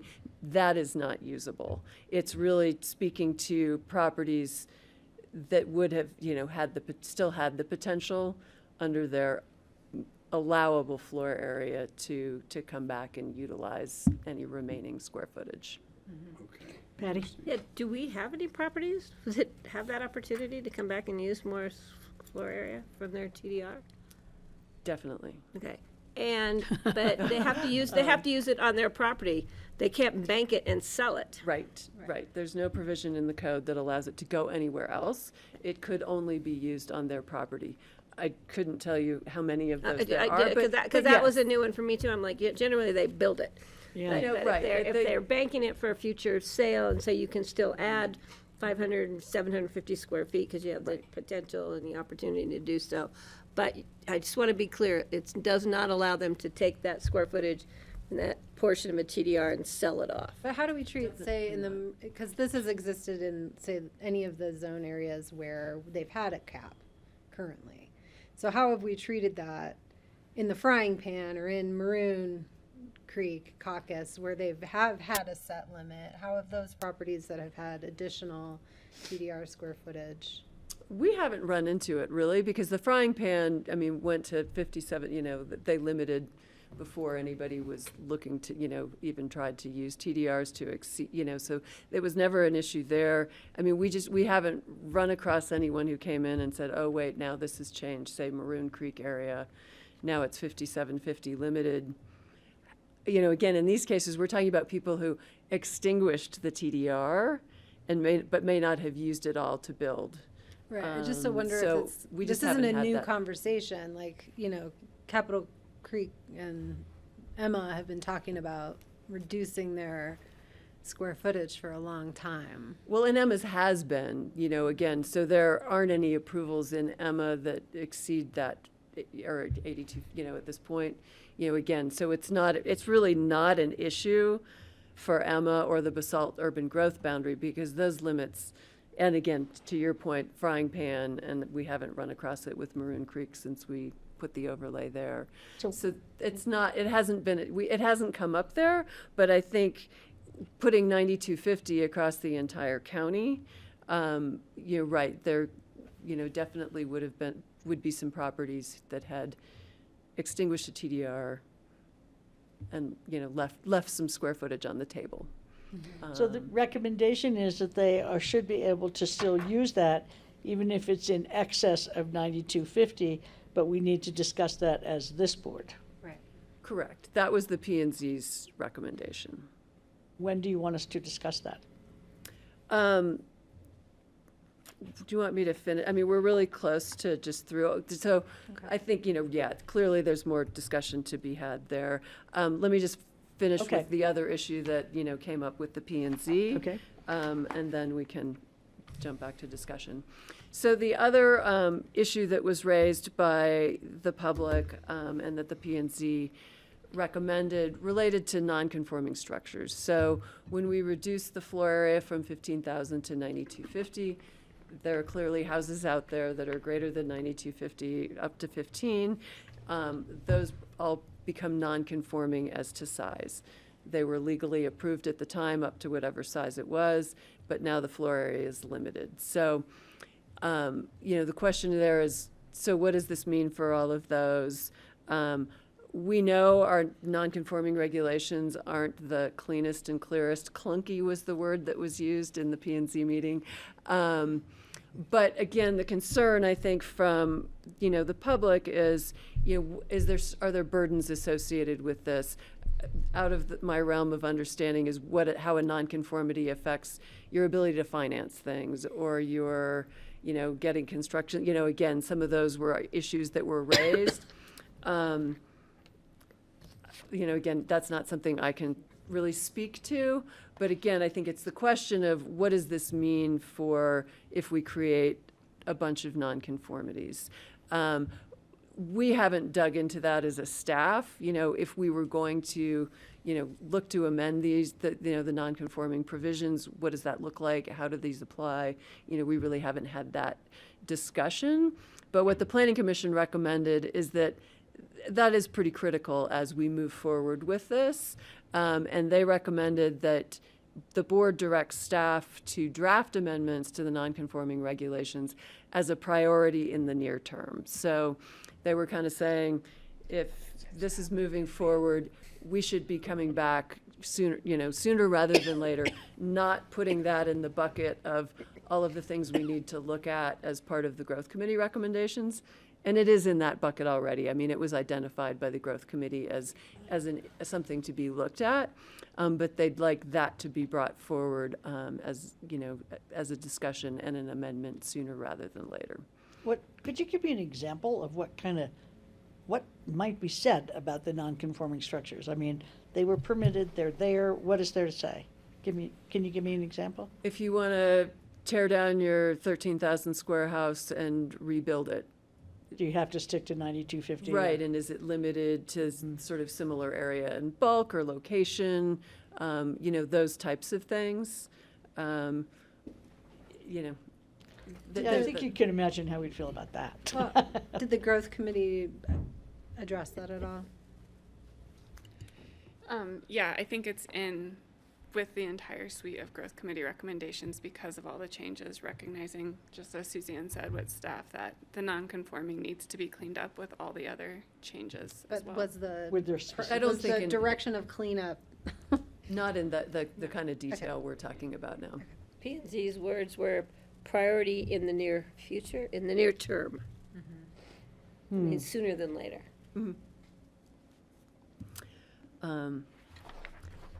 With that, we're recommending approval of 6 different ordinances on first reading. And I don't know that you want me to read all of that, but again, the first ordinance is the text amendments that we talked about. 9250, adding to the code, adding the overlay zone districts to the code. And then the other 5 ordinances are actual rezoning areas. So the 4 different overlay areas, Emma, Brush Creek, Basalt UGB, and Snowmass Capital.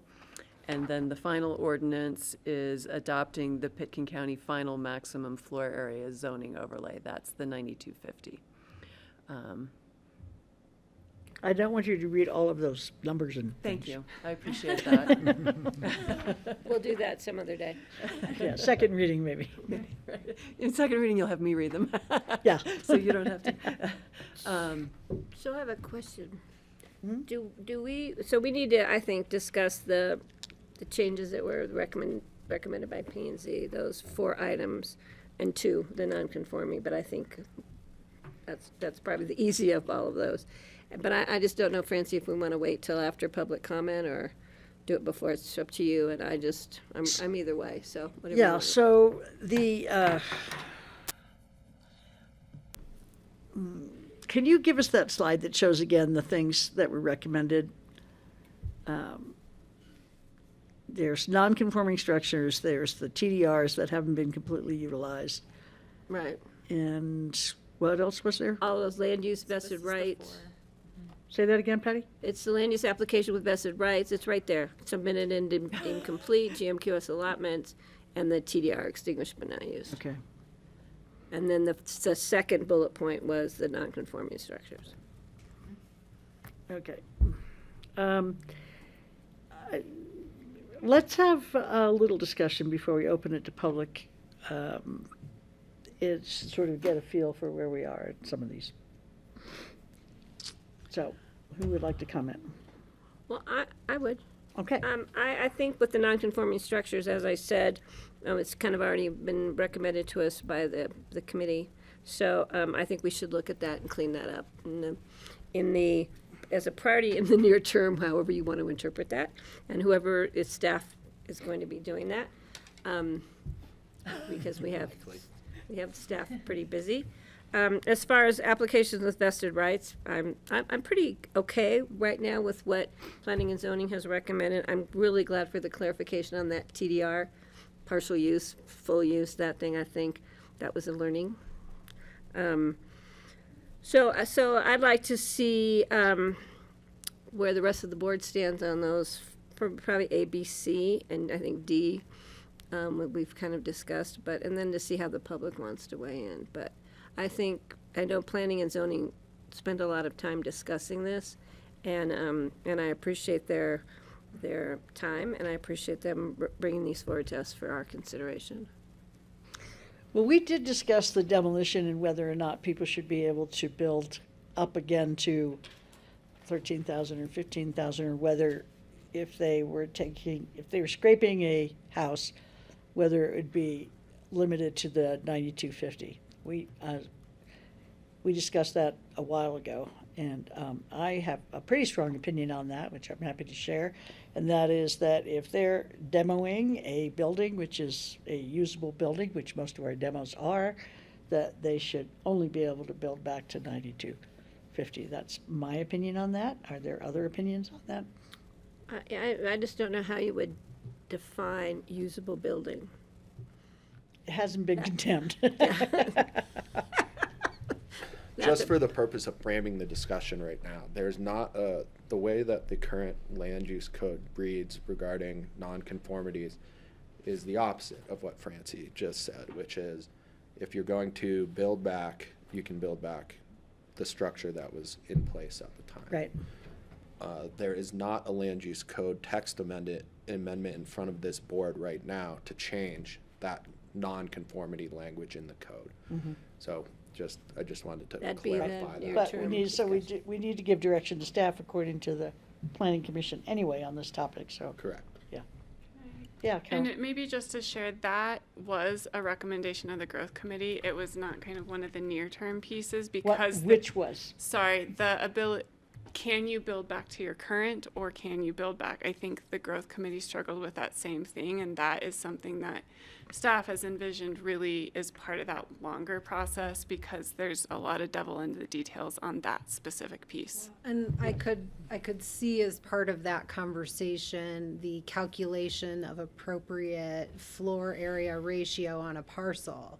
So if you have like a really large house hanging on a cliff in a place that was undesirable to start with, do we want to consider those criteria as we think about a new building on that site? Mm-hmm. So part of the bigger discussion. Yeah, so I mean, I'm okay for right now accepting this recommendation that the nonconformity language that exists persists, because I think there's more in it than just the square footage. And can I add to that? And we had a lot of that discussion when we did the setbacks from the river, and what was appropriate. You could, if you couldn't exceed that setback, you could build to what was already existing, and that was a long time ago. But that was part of that discussion, and it should be part of this discussion. Right, too. because I mean, Yeah. I think not it's the also best decision, right? it's also part of our demolition discussion. Like how much demolition are we going to be permitting?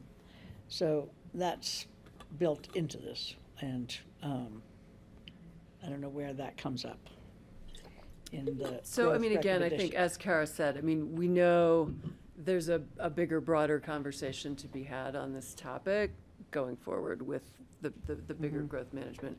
And I think, right, for now, kind of this idea of what does it mean now for this change from 15 to 92, and looking at the regulations specific to that without, changing, because again, right, today, growth management exemption allows you to replace the same amount. The whole amount. You already have. Right. So again, I feel like that, we weren't trying to get into that conversation now, but I think, right, working with some of the folks who've brought this issue up as a concern, just with this amendment now and understanding better, what it is that maybe we could accomplish in The next- improving the well, language yeah. for now, knowing that there'll be a much bigger look at this as part of the full. So you definitely want us to be specific on A, B, C, and D at this point? I They're think. not A, B, C, and D there, but they are in our packet. Oh, okay.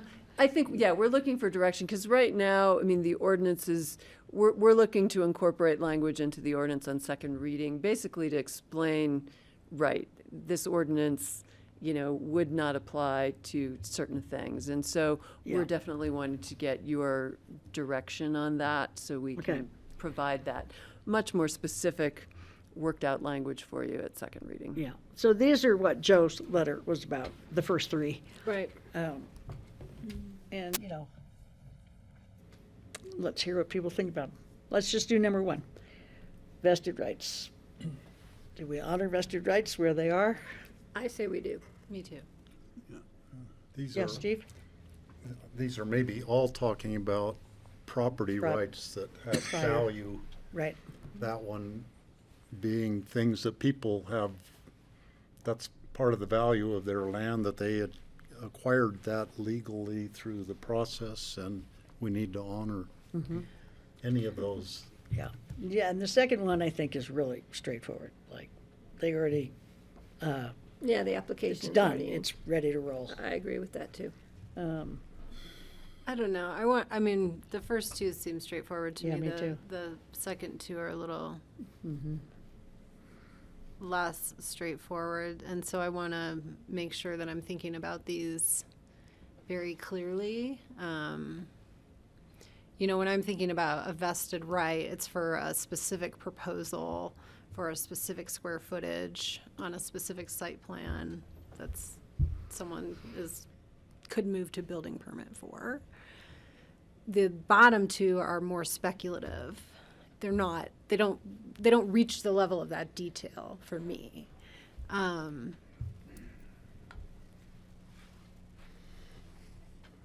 So I'm not sure. I would need someone to argue why we should let someone build beyond this new threshold that had no plans to build beyond that threshold.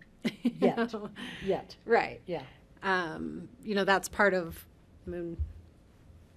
you owned this under a condition, it's now a changed condition, that changed condition matters. So can I argue? Yeah, please. Well, I'm not going to really argue. I'm just going to present some thinking. With the GMQS, they were awarded GMQS pretty much on a specific issue. So I think for us to change that, they went through a process that's, not as competitive as we'd like it to been over the years, but they still went through the process. We still awarded them that amount of square footage, or a development permit or whatever the issue might have been, but we're talking square footage. So I'm okay with that. The TDR thing still being a new one to me, I pretty much assume people built it because that's always been our thing. Why don't we do fractional TDR so people don't have to buy one and then they're going to build it? Well, obviously people are buying one and not building it. So that one I still would like more discussion and more public input on. But as far as GMQS, they went through a process, they competed, they were awarded it, and I think they should be allowed it, and if they build it, Until it expires. yes, until it expires. Like similar to a vested right, Yes. until it expires. Yes, exactly. Well, I liked Joe's point on that about how they made concessions to the county. They made changes. When they put in, they wanted to be competitive to get points, so they actually took some actions that for which they were awarded additional square footage or whatever. So I think we do have to take that into consideration compared to people who haven't taken any actions through GMQS to make their application better, like, I don't know, certain conservation easements or, I don't know, whatever the things that they've promised they would do in order to get additional square footage. If they've done those things and that should be honored. But if they haven't, and like some allotments just came with property that was bought, right? I mean, is it all through winning through GMQS? Aren't there some that are like older and they just come with the property for the new owners? And I mean, it would have been It at would some have point. I mean, gone at one right, time. if somebody received an allotment and sold the property, that would run with the land. So again, if we're just talking about the allotments, I mean, I think we can dig a little deeper into, what we have. I mean, we know where allotments have been granted. We know which ones have utilized them. We can look more at, again, I think back to the early days of when we were granting additional floor area allotments. We didn't even require a site plan with that. Somebody could just come in and, say, I want to be able to build up to 15, so I need a 8,000 square foot allotment. A lot of the commitments probably at that time were more to be met at permit. So, right, I think to your point, I think that's something we can dig into a little bit more. Are there ones where, right, they've clearly recorded documents in reliance upon this, and, certain things, or not. And if there isn't, even wasn't ever a site plan, or there's been no movement on that, again, I think that is important probably for you to consider. How would we categorize like the buckets? Like at first I was thinking sort of like, okay, so we have a bucket of GMQ allotments that exist prior to May 2020. They're treated one way. We have a bucket of allotments after May of 2020 that have an expiration date. We have a bucket of future allotments to be issued for unknown projects as Coming up. Yeah, So, but it sounds like what you're talking about is even a further division of that first bucket. Yes. Okay. And I think, and then you divide it into new development rights, approval, growth management, or additional floor area growth. Yes, those two. So again, I think, we can definitely paint a better picture for you of what's out there, and see if that kind of helps. that would be really helpful, I think. Yeah. And I think Joe's point is that they're not the same, even though there may be allotments. Some people have already taken action and some people haven't, and they shouldn't be treated the same. That's how I interpreted Joe's letter. So to move it forward, though, for a second reading and hopefully future more public comment, would be to put it in some kind of text, but bring us back more information. So at least we have something there to look at in writing to, about the allotments, and we'll have to think about what kind of language we want. And then, because I think the data that you're saying, which Francie I think is key, we do need to see that. On point 3. And Yes. were you ready to make a comment on that, Steve? Well, looking at the first, third, and fourth points, to me, these are like contracts between the county and those specific parcels of land. So the contract for one is for the vested rights. The third one, they got their GMQS award. And the fourth one, they bought a TDR. They used part of it, but they it's a property right thing where to me, they would have a right to use what their whole thing. contract is. The second one is a little bit of a gray area. It's not like they haven't been awarded anything if they have just submitted the application and it was deemed complete, but it hasn't been decided on whether they're It hasn't been passed, awarded, yeah. whether that's approved or what the conditions are. So that's more of not a specific contract, but it's more he might say a contract between the county and the public that we say, this is the process you have to go through to get awarded, your land use application awarded. So they have followed Clarify. that process on good faith, and they submitted their application. And even though it hasn't been decided on, get that's a your point. trickier one, because we could be really hard on that and say, well, their land use application wasn't approved. But the people, to get to that point, they've spent probably $100,000 on their land use application and all the parts of it. So I take that- your point, but part of that would be they had to have been awarded either TDRs or GMQS allotments in order to put in plans for something larger than 5750. So there would be something in there that would be a part of 1, 3, and 4. You see what I mean? And even for ComDev to even be considering that application, they would have had to had TDRs or GMQS allotments. So it's not entirely different. My line of thinking is we should honor, like the P&Z recommended these, I think we should honor all 4 of those, including the second one. Because it's a good faith effort on the part. Second one? Yep. Yeah, I think, right, I mean, what we're saying is that somebody has, gone through, met with us, prepared an application, brought it in, submitted it. We've determined it's complete, which under the land use code means we've told you to address these 30 things, and you have addressed them. We haven't necessarily yet reviewed that application, but we've taken it in for review under the code in effect at that time. And that's consistent with what we have done in the past with, Changes. in situations like this, exactly. So It's it's like, complete if but your not approved. application has been deemed complete before the time that the regulations change, your application is reviewed under the regulations in effect at that point in time. Got it. Yeah, right.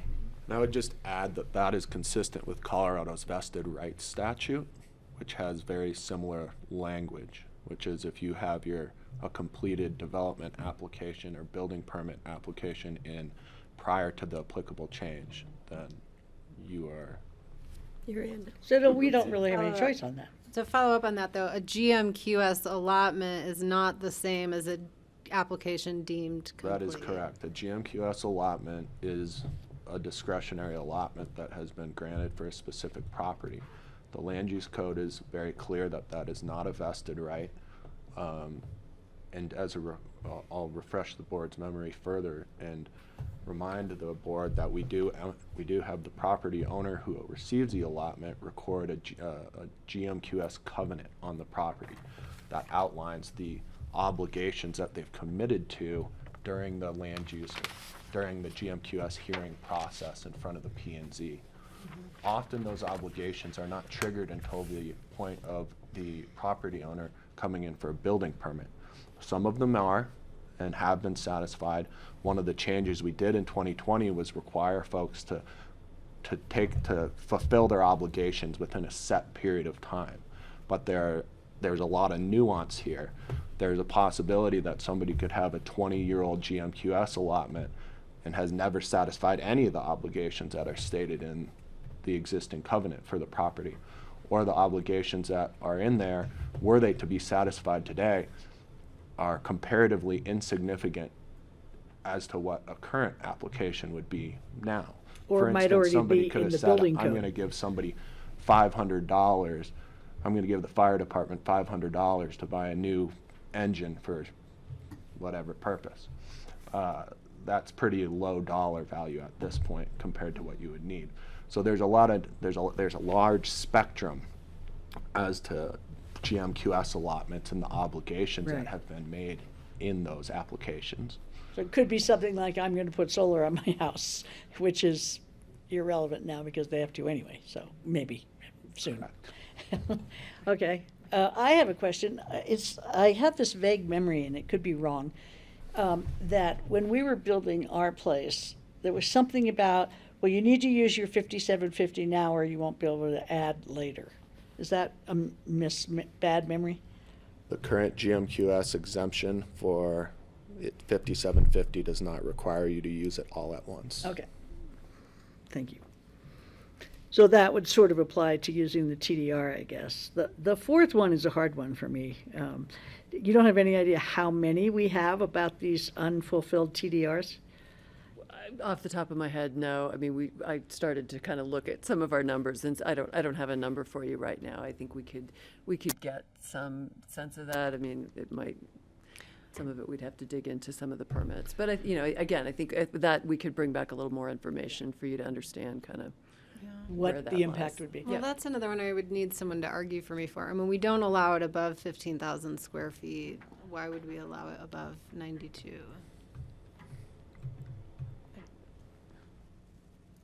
I mean, people who are building houses bigger than 10,000 square feet. I mean, 9250 is a gigantic house. Let's be It's not realistic about this. I'm not So- thinking about the size. The size could be. No, I know, 100,000 I'm square just feet. saying like, that in you know, taking this into consideration, Yeah. if we say, no, you cannot add the extra 500 feet you haven't used already because you're already at, Well, I we've don't set know. a limit for a policy, for a community policy, a public policy reason, whatever that limit is, that I guess I'm just, I'm trying that's to where ad- I'm trying to understand. well, Like, we what don't I'm allow trying it to under our address is current the- schema. Why would we allow it under? Yeah, right. And besides, what I'm talking about is sort of the potential harm you might be inflicting by not fulfilling what they may see as an obligation that came with the purchase of their TDR. So, like when we talk about how we're going to implement things, we want to know, well, okay, is this going to harm people? So I don't see harm to people by not letting them add another 500 square feet or something to their place, even though they paid whatever, $2 million for the TDR or something. So I'm on the same side with you, so I'm not arguing against you. I'm just saying that another way of looking at it is, are we creating harm to people? I don't see that as harm to anybody, but they probably do. They probably see it as financial harm. that- Well, it's like a lost opportunity, Yes, like, exactly. it's an opportunity cost question. Yeah, yeah, But they bought something for X and they expected to get X out of it. yes. So, and I don't disagree with that. It's like saying, I bought a car, but you only paid for half, you paid for the whole car, but now that car's too big, we're gonna take half of it away from you. I mean, they purchased something knowing that they got 2,500 square feet, and they only built 2,000, and now we're saying, now you can't use that other 500, even though you Nothing would have can use it. prevented them under the plan and the code and the time that they bought the 2,500 square feet from using the 2,500 square feet. Well, that's, yeah, but that's. So it's, nothing prevented them from using it when and they chose to use it. Like, we don't sell fractional TDR, so you're not taking away. Well, but we also don't say, well, if you don't use we never told them, if you don't use your 2,500 all at the same time, you don't get the other 500. Now we're changing that code. Well, I'm just throwing that out there. That's gonna be an argument we're gonna hear. One possibility would be, if we don't necessarily resolve it right now, is that if we follow the growth committee's recommendation, TDRs will be worth 500. So if you had 2,500, they would be converted to 500 ones. So who hasn't used his TDR would then be left with, if he hasn't, she or he hasn't used the last 500 square feet, that would be worth a 1 TDR If we do value. fractional TDRs in the future. Does that become a fungible thing? Yeah, well, that's what it says, they cannot resell it. I would say That's- definitely the growth committee spoke about the 500 square feet per TDR.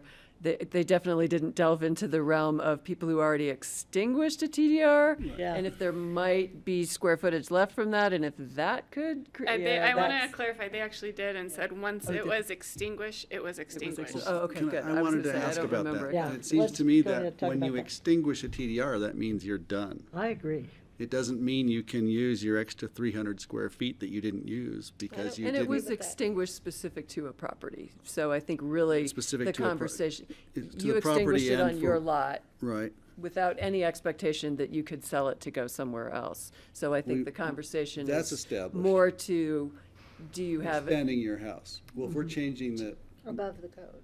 right. We're changing the what? Well, I guess I didn't understand the extinguishment of TDRs as completely as I do now. Yeah. So I put a big red stamp on it. Says I agree with you extinguished. though, because I thought it meant you're done using square footage, I was thinking you're and they're done. saying you can't resell it. We know you can't resell it. You could add on to your existing property in the future with a new application. If you haven't hit the Potentially, limit. if- We're if talking about you're- properties that if you have haven't hit the Right, limit. if your lot allowed you Yeah. to do that. So Right. to Kelly's point, right. Have is we ever it- had anybody do that? Build X amount of square footage and then come back and build the rest of the square footage? I'm sure we have. I'm seeing a I think nodding head people in have the added background. like a 500 square foot shed or something. Gideon's back there. I'm I was pretty- like, I'm sure we remember have. I don't cases have an like example. I'm seeing this. Steve, Another way to look at it, you're thinking of extinguishing a TDR, but if you look at it as that TDR was landed on this specific parcel, Landed but not Suzanne extinguished. stamped it like that. TDR can't be sold anywhere else now. It's landed on that property. To be used on that property. Landed and Used on that extinguished are two property, different and that things. is sort of extinguishment, but it can still be used on that property with no date that they have to use it by, as I understand it. Are we changing the Under terms the of art limits right of here? the or is land this- use I'm just code trying to that understand. defines how they're allowed to use it. There's no, and there's, but there, Steve's right, there's no time deadline. If you don't use this TDR by February 3rd at 4 o'clock in the afternoon, you lose it. There's nothing in that that says that. or by November 15th of the second reading. I was being a little more You vague. better get busy, guys. So maybe, what I would suggest is maybe Suzanne and her staff can come back at the second reading with the actual language of the use, the extinguishment or the landing of a TDR. What do our rules say specifically about that? Just so we all are reading the same thing and understand what the code says now. Currently, the code does not provide any entitlement to utilize all of a TDR on any given property. You're not vested in the additional floor area, just like GMQS allotments. You're not vested in the allotment. You're not vested in the ability to utilize every square foot of that TDR. That's what the code currently says now. Okay, so that's the clearest thing I've heard right there. Is But if that we could see the writing, You're not see vested. that in writing, You don't what you have just an said. extra. The So actual why code. are we offering it? Why is that proposed? I would strike that then from, Yeah, I'm not inclined to adopt that recommendation, but I would I'm adopt the three with of Kelly, I would do the first three and not this fourth. What were you saying, Steve? I didn't quite hear the last part of what you said. Well, I think we should have them bring back the language in written form that we can see what it says in black and white. I think It'd Ryan be just for told the us that. TDR and for the GMQS allotments, what are the rights of the landowner who received those, bought it or received it. Isn't that what you just told us, though? Yeah. Seems like it. The land use code is really clear. It's specifically with respect to a GMQS allotment. The land use code specifically states there is no vesting associated with the GMQS allotment. It is not a vested right. After 2020? Well, what about this Anytime thing the about current before land, 2020? the current land use code says the award of a GMQS allotment is not a vested right. Is But it pretty says- much But it says they verbatim. don't expire if they were awarded before 2020. Prior to 2020, the allotment itself did not expire. We're talking about two different things. One is the expiration, When is or this? lapsing as the code calls it. The allotment lives apparently in perpetuity prior to 2020. But then the code goes on to say that award of a GMQS allotment is not a vested right, in that it is not, the vested right being a legal term and a term of art, you are not protected from changes in the land use code by the award of a GMQS allotment. You do not have a vested right in it. You do not have an ongoing expectation that it will never change, or that the ability to utilize it will never change. Is that the same for the TDR? TDR similarly does not make landing a TDR. There is no vested right to use 2,500 square feet of any given TDR in the land use code. So, it could look something like if you got an allotment before May 13th, 2020 to build up to 15,000 square feet. Now, at this time, that allotment only allows you to build to 9,250. That's a possibility. That's what the code, if you were to lower the floor area now, that's how it would function, practically speaking. Let's say you've constructed a 5,750 square foot house, but you've landed GMQS allotments, or you've been awarded GMQS allotments, potentially, I guess, to get you all the way to 15,000 square feet. If you change the code to 9,250, that individual would be able to utilize their GMQS allotment not to reach 15,000 square feet, but to reach 9,250 square feet. Yeah, so that's what I said. What So would you've given happen the to allotment a little bit of a haircut. What would happen to that haircut, the scraps on the floor? Gone into the vapor. Gone.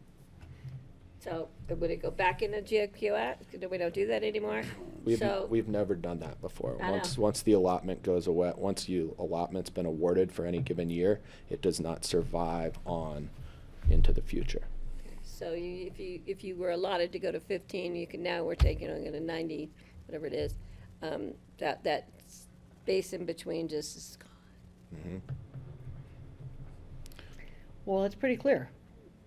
But some of them are vested. Like some people come to us with plans, for instance, and we say, okay, we approve these plans, but you have to build this. We're giving you 5 years to build it, right? That's the vested. That's a Correct. vested The vested right. right is for a site-specific yeah. development plan where somebody has come in and like Suzanne's 3 years. expiration stamp, she puts a stamp on it and says this is vested until 2025 or 3 years from the approval. Sometimes there's an opportunity under the code to receive a longer period of vesting. Yeah, Which okay, the we've board done can that Part of several that is times. because then if that plan doesn't get built and they come in and want to do something else, they have to meet the new code. Mhm. Right? But during that period of time, like, they came in with a plan, like some of the plans that are out there now and under construction and whatever, starting to go, and something happens and they can't complete it. They have to complete it or have to start it before the end of the vested period. There's some activity that needs to show progress, I believe. Because there's a bunch under construction right now that, Right. I mean, if you're in construction now, you're definitely not subject to this. Similar to what we said about land use applications, I mean, basically, if you've brought in a building permit to use that, and that building permit similarly has been deemed complete, has successfully been taken into the review process, then, it's moving forward at that point. It just has to be, the permit has to be in. It's not.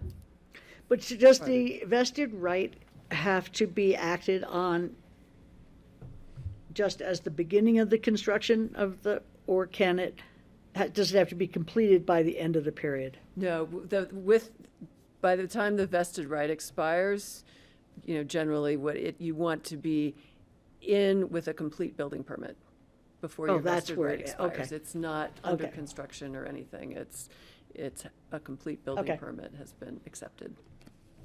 Okay. Well, I think the way that Rye presents the law seems to me that those allotments that were awarded before 2020 now only are good up to 9,250 feet. I mean, that seems like, if that's what the law says, why would we change that to, I mean. And just to be clear, that's what the code says. That's what the code says. The code, okay. So we could change that, but,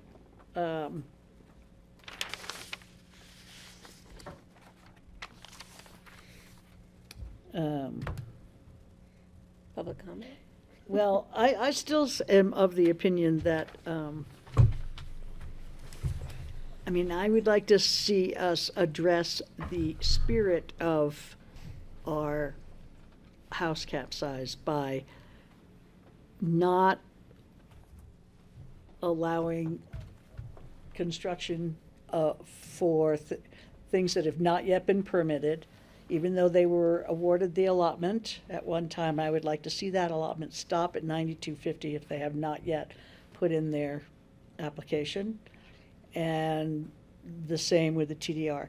I mean, sure, they can build more until they get to 9250 with the existing TDR, but I would like to see us not let it go. Can you clarify? beyond You that. said two different things. One was permitted, one was application. So you're saying once they've submitted an application that's been deemed Yeah. complete? Yes. Because permitting is after that. Yeah, right, yeah, thank you. That's the way I feel about it, on points 3 and 4. The first two, straightforward, yes. I wouldn't want to mess with that, but the second two, I think we do have some, and, you know, it would be interesting, Suzanne, to hear how many properties this is going to be. What's the effect of this? Yeah, we could definitely. Of I mean, either doing it or not doing I'm it. of your mind, but I want to See the data, decide, make my decision on second reading. Yeah. After hearing more from Yeah. Comcast. Yeah, I kind of want to see what the consequences would be. for all sides. So that would mean Suzanne would have to take her long list from the annual report of all the TDRs that have been awarded. She's got And that look at down. each one of that property and see what was built. We've already done some of that work, you know, in the past, you know, working with the growth committee. I mean, again, it's, you know, we're a ways down. We're not starting from zero on that. So that's why I feel like it, you know, we could bring you back some information on second reading. We just need to kind of compile it into a useful format for you to see, and make sure we're kind of current on everything. So we're sort of at a pause. Shall we open the public hearing? Sure. Okay, so I'm going to open this to the public. Is there anybody in the room or online who would like to comment on these pending changes to our, let's see, land use? Please raise your hand or let me know. Joe's had his hand up for about 45 minutes. He's got his hand up since noon. Go, Joe. We're ready to hear from you. I'm sorry. I heard my name bandied about as I ran out the door to go to the airport to pick up my wife. And by the time I got back home, you were already on this item, so I wasn't able to come in for the item. I just want to follow up on this issue regarding growth management allocations, since I am a holder of one of those, and was actually one of the original drafters of the regulation back in the mid-'70s when I worked in the planning office under the mayor of Basalt. The reason that we felt it was only fair that these allocations would not expire was because of the requirement to satisfy the commitments that you had made during process of competing for your allocation. I am not at all sympathetic to those holding allocations who have not satisfied the commitments that they made in order to obtain an allocation, but some of us went on to obtain building permits, and in order to get a building permit, I had to enter into an agreement with the county not to exceed ever my allocated square footage, and all of the commitments that had been made had to be satisfied in order to obtain the permit. So I'm pretty confident that all of those commitments were satisfied. So when this was discussed before the P&Z, I have a different recollection than what is stated in your memo, but I heard two attorneys on the P&Z state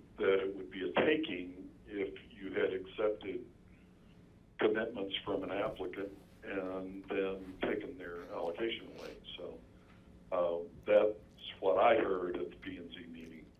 Don't have the benefit of having the signed resolution yet, so we're sort of speculating about what was actually discussed at P&Z. But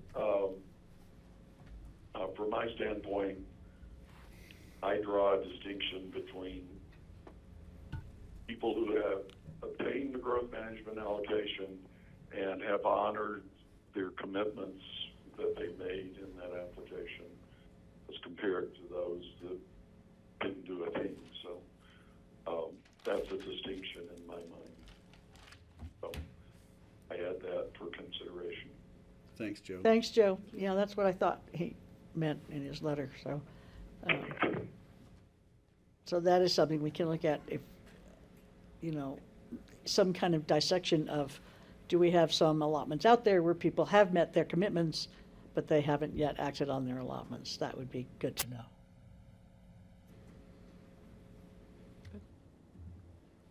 So that would be like my contract. They have a contract with the county. Part of it's been fulfilled by them honoring their commitments they made. The county has to honor its part to allow them to build what was the amount that they were allotted. That would be the other part of the contract, which maybe hasn't been fulfilled or maybe only partially fulfilled. So is that clear, what we sort of want that data of? Yep. Yeah. And is there anybody here who wants to speak? Yeah, come on up. You have to come up. You have to actually come up and state your name and the whole thing. Be heard on TV. I was wondering where you've been, and we haven't seen you in I know, way it's too been long. a long time. I'm a COVID victim. I was a little reluctant to be in public, and then I went to my daughter's wedding and got it, so it just tells you you can only avoid it so long. For the record, my name is Gideon Kaufman, and I've been dealing with the Pitkin County Land Use Code for over 45 years. So I have a little perspective in terms of the way things have gone and what I think is appropriate. I was one of the people that raised the question about nonconforming status, because you're about to make hundreds of structures nonconforming. And just as the Growth Committee pointed out, that should be addressed. The code section hasn't been addressed in a long time. Nonconforming status, so you know, it can affect your ability to finance. It can affect your ability to make significant repairs or replacements. It even affects your ability to make a minor change, which requires you to put in a land use application, and the planning director then has to go ahead and decide whether it's appropriate or not. There aren't criteria there. It really needs to be relooked, because over the years, with all the code changes we've made, whether it's setbacks and all the rest, we really haven't addressed the non-conforming status. So I think we really need to do that. The other thing that I think is important is throughout all the changes we made, you always had the right to rebuild. And I think that would be wrong to take that away. There's a limit in terms of how much time you can rebuild. But to go to someone who has a house that's been over 9250, the house is older, they've bought it, they've relied on it, to take that right away, I think would not be appropriate. The other thing I want to urge you, and I agree with both Rye and Suzanne on number 2, that's always been the process that we've had. And to give you an idea, it's not like you file an application, you fill it out, you throw it in. First of all, it can take you up to 4 months, nothing, it's just the way it is, to get a pre-application conference, okay? And then you get your pre-application conference, you have to hire multiple consultants, you have to spend tons of time and energy, architects, planners, structural engineers, everything like that. And so it can take up to a year and a half of time to get in the process. And then there's no, and then you still have to get approved. But I think it's always been the way that if you put that time and energy in and you're certified complete, you ought to honor that. So I would urge you that. And then I want to throw out a new idea for you to be thinking about. And, I followed the Growth Committee and, the things that were said. I followed the concerns that many of you on the board have raised about house sizes and the house reduction. And a lot of the time, the catalyst has been to achieve climate action goals in reducing emission and energy consumption. I think these are important goals. But I think with your current approach of adopting an FAR cap without any flexibility, I think you deny yourselves an important tool to achieving those goals.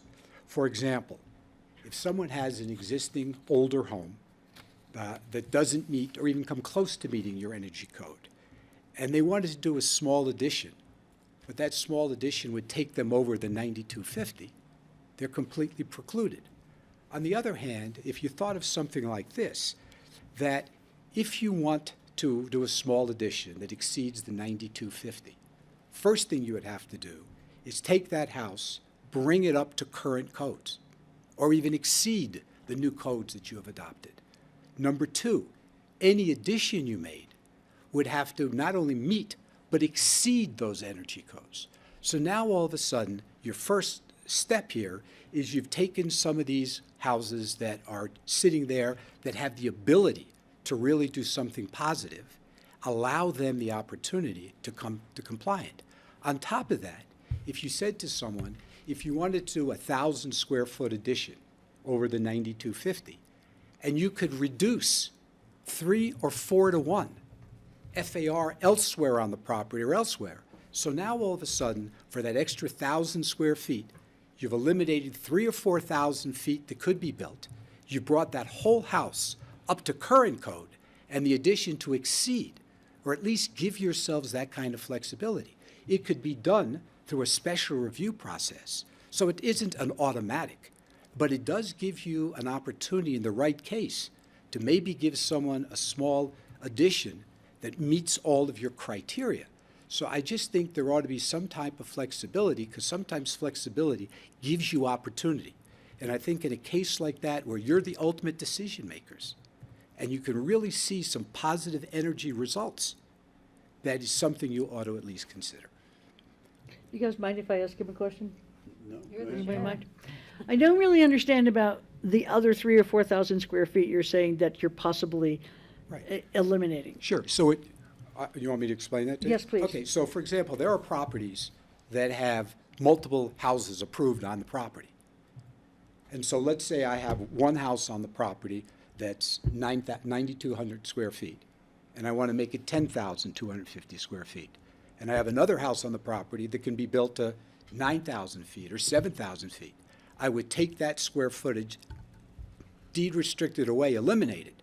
So now for the 1,000 feet that got added, you lose 4,000 feet, plus you have all of these additional energy conservations, because there are a lot of homes out there that are very inefficient, but that have the ability to do more positive kind of energy reduction. Yeah. And so I would just urge some kind of options to you in the future that may give you the opportunity to better achieve your goal through a small addition. You're talking about a big estate that has several housing things. For example, or you could even go and buy, just like you have a TDR. You could go to, there are a lot of older homes in the county, the longtime locals that don't have the financial, ability to do that. You could go and buy one of those older homes and eliminate that, and you could then take that square footage, the 1,000 square feet that you got, put it on there and do all of this energy conservation and eliminate some real sieves out there. It's just a thought. I'm not saying that you have to adopt it. I just think flexibility gives opportunity, and I think you ought to think about opportunities to achieve your worthwhile goals.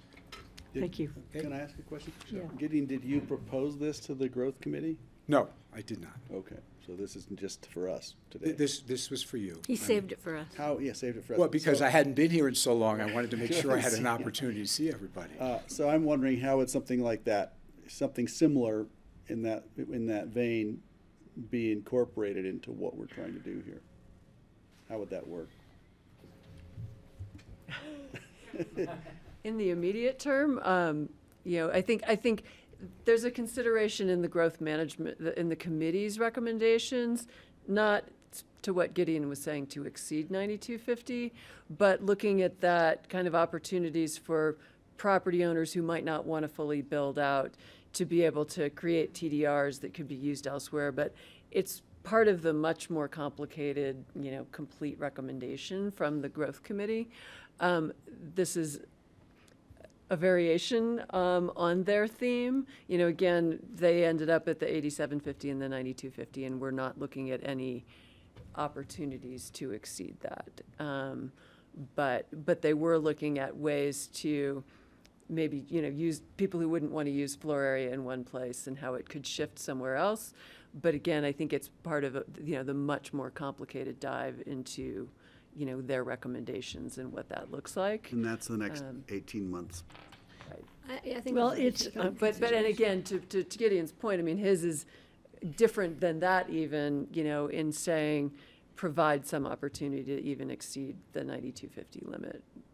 well, it's nice to meet you, Gideon. I'm Francie. I'm not Francie. We did talk about this quite a bit, about over the last 3 years, like what do we mean when we're talking about a hard cap? And like 5750 was never a hard cap. You could always buy your way above that. And it was my impression that we felt fairly strongly that if we're making a hard cap, we're not going to allow loopholes to keep going beyond that. So that would be a loophole. It would be like making some, there would be others. That would be one. People would come to us with others. And, there's a lot of ways to sort of tweak what's in the code once we finish if we don't make it a hard cap. So that was my impression of what our previous discussions were. Other people may remember it slightly differently or maybe majorly differently, but that was my sense, that we were trying to build to reduce the hard cap so that there wasn't any way you could finagle. I don't mean to be insulting you by using that word, but any way you could work it so that you could get bigger. So Called worse. Yeah. Could I just address that? And to me, a loophole is something that gets away from your goal that you're trying to achieve. Okay, what I'm proposing enhances your ability Right. to achieve that goal, because you're not only enhancing your ability to reduce energy consumption, you're also ultimately reducing the amount of FAR that can get built. So it achieves two goals, and you, as a Board of County Commissioners, have the ultimate decision. So I'm just saying, I wouldn't describe it as a loophole, because a loophole tries to undermine the goal. I think this is enhancing the goal. I understand what you're saying. And we did talk about, well, what if somebody comes in with plans for a 12,000 square foot house that's absolutely net zero and they're using all the best materials to build it and all of that. So, I mean, I get your point. Definitely, I get your point. What So, Gideon is I saying. think Patty's sorry, next, you're so. next. Okay. go Well, ahead. yeah, but I think, I've worked with Gideon for a long time. We don't always agree on a lot of things, but I think this is something worth taking into consideration. And I understand how far above that hard cap can you go? That could be brought into this, so that was limited if it was helping us to achieve these goals. I think it should be part of the conversation moving forward. Great. Thank you. Thanks, Greg. I would agree, because the difference with what Gideon is proposing is that you're actually considering two properties, and you're reducing the overall cumulative square footage and the cumulative energy use. So there may be other hidden consequences which we haven't contemplated yet. Like all of a sudden you see somebody buying up two small houses to build one monster house, and I think, was that where we really, that wasn't where we were going, was it? We don't really want to scrape but- houses anyway. Well, but I think that if a proposal comes forth that says, I want to build an energy efficient home, and I'm willing to take down inefficient homes in order to do that, I think it's something worth contemplating, and there ought to be a mechanism to do that. I think that it's my impression, kind of like keeping a car on the road is way more efficient than buying a new car that's efficient. I feel sort of the same way about a house that might not be Like a our Jeep. dream totally efficient house, but to scrape that house and say, well, it's not up to our new energy code, so we should take it down, is a different kind of Impact. insult to climate action. Okay, but one last comment on that. It doesn't necessarily mean you have to scrape a house. It can also mean that you take away an ability to build a house that Yeah. hasn't been built yet, Yeah. which is why I like the special review concept, because if someone's creative and you agree with what they do, that why not at least contemplate that?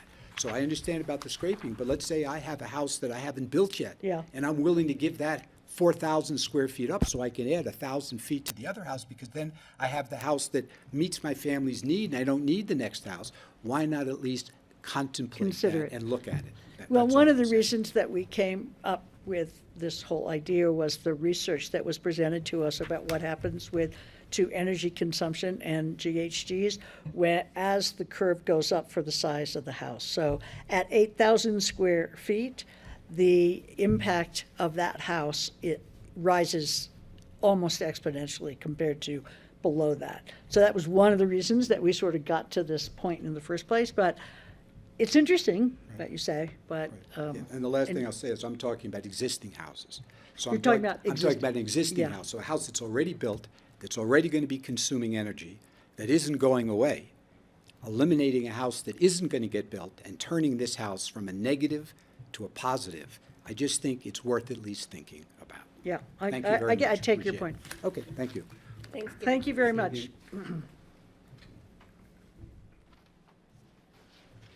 So there's going to be a lot of information coming to us at second reading. That's I guess I would ask you if you're looking for that at second reading, or you're talking about the 18-month project. I think That's where I'm 18 thinking months this is lands. reasonable. Yes. Thank you. That sounds more like 18 Okay, months. so what do we have to do to get through today to get to second reading? I just want to say one more thing about Gideon's suggestion is Who's running the meeting? that is condoning the need for a 10,000 square foot house or 10,200 and whatever. I'm not sure I would want to go there. I mean, honestly, if somebody has a 9,250 square foot house and they want another 1,000 square feet or whatever, that's a hard sell for me, period. Like, There might be other incentives to get them to stay within that realm and still do the right thing.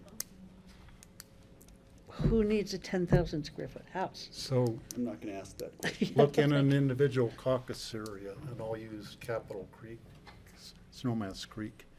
There is a property that they might even have, I know they were going to put in a land use application, the Epsteins, I don't know if they did at this point, but they have approval for, I think, 4 houses by a subdivision land use application many years ago. And they wanted to eliminate maybe 1 or 2 of those completely, just extinguish those house sites and move the square footage into one bigger house that maybe would be 8,250, I'm not sure.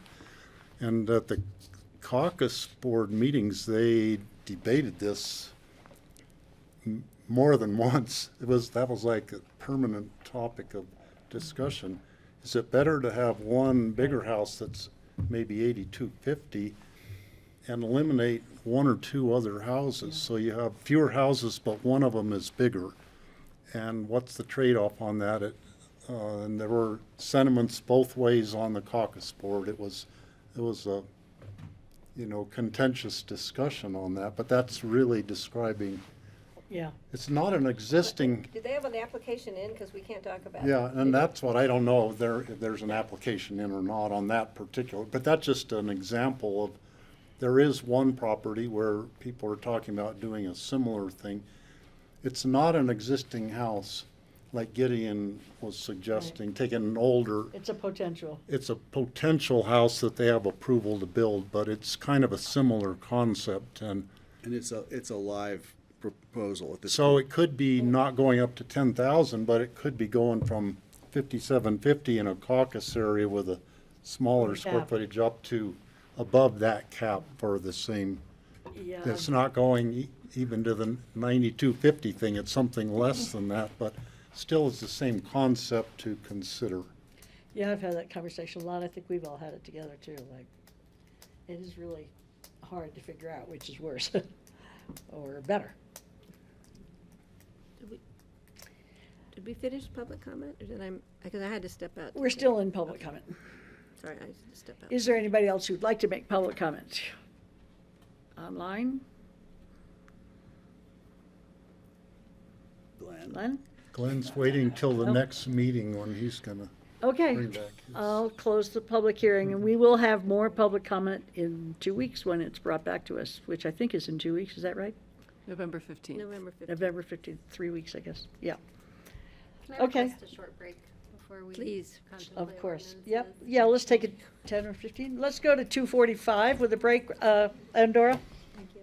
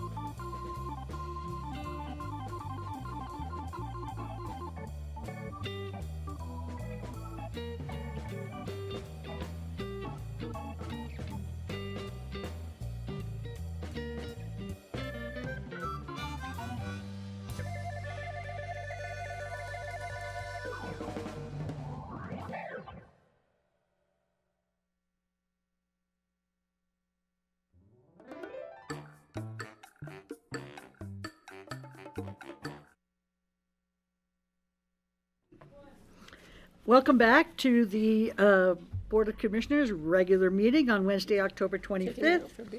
We are still on item 8, and I'm going to open it back up to the commissioners to see if there are any more comments before I look for any changes to the text amendments adoption or more discussion. I could start. I really appreciate this conversation, and I'm not sure, and that's where we rely on you for practicality and legal. With the options that were put up there by P&Z, I would put forth a motion to approve this. The first two agreeing with the Planning Commission's recommendation. The second two disregarding those two recommendations. But I also wanted to insert, I really appreciated what Joe said. If somebody's actually met the conditions of their approval, you know, they've held their side of the deal, but they haven't completed their construction. And maybe it's an old house like mine, or probably like Joe's, or somebody's who has that outstanding approval. It seems like they've got a deal, and they've made a deal. And it would be interesting to contemplate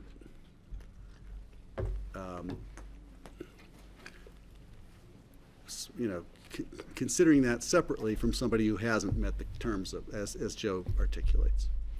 That's what I wanted to bring up. That's the best I could say it. Okay. So I think we'll finish taking comments and then we'll see what to do with that. Do you understand what he said? Yes. I guess I thought he was making it. Well, I was on the verge, Yes, but then the but- Joe thing got me, threw me off, sorry. That's what I'd like to comment on. Can I go ahead? Yeah, go ahead. First, I want to be clear, because we have 6 things to move. So were you suggesting a motion on the text amendments? Is that where this would live? Yeah, I'm talking about I wasn't sure if we have to do them all 6 We have to do all the others or zoning. separately. So can I make a request, a friendly amendment, perhaps? Of course. You did make a motion, though. He did, but before anyone seconds, I'm going to request a friendly amendment to his motion. Yeah, go. So I Which need- would be to leave the language as is at first reading, pending the new information, or the additional information that would be brought back on second reading related to those 2 bullet points. Oh, so you're suggesting a move that we approve all, I'm just not suggesting we amend the resolutions right now, because I think we're going to get new information that will. I was counting on that, and that's fine with me. Suzanne? So just to clarify, this language, none of this language is currently in the ordinance. Okay.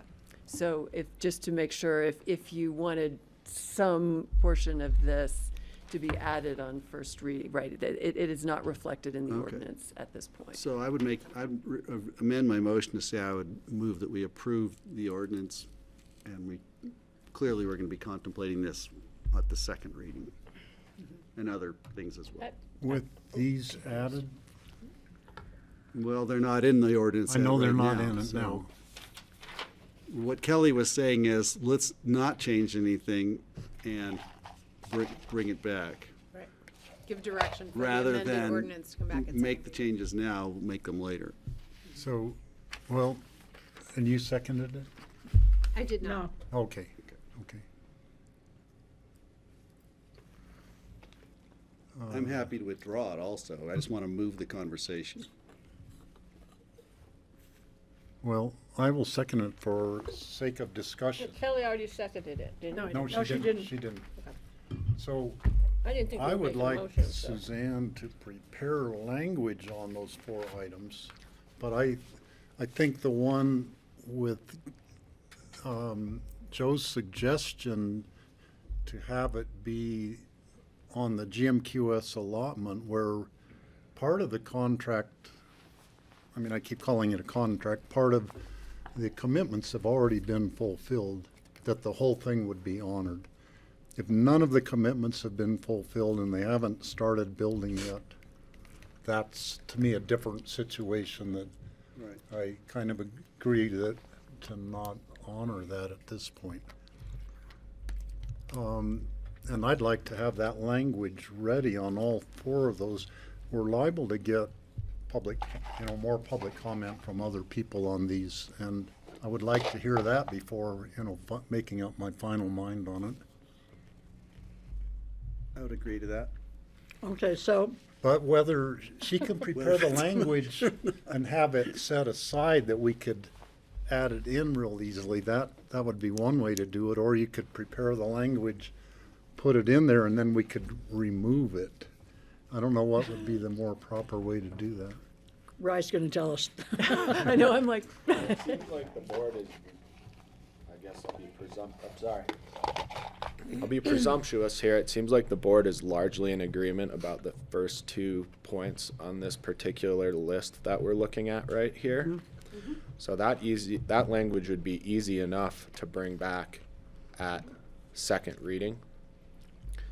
I'm not following the direction that we've got on the last 2, other than I believe I understand the original motion that Greg made and Steve's comment on it. And that too seems like it would be easy enough to draft, in that you would simply say something like GMQS allotments that have been previously granted and the commitments have been fulfilled or satisfied, or I'm sure I can come up with something, are not affected by the ordinance or something like that. So yeah, we can easily draft something to bring back.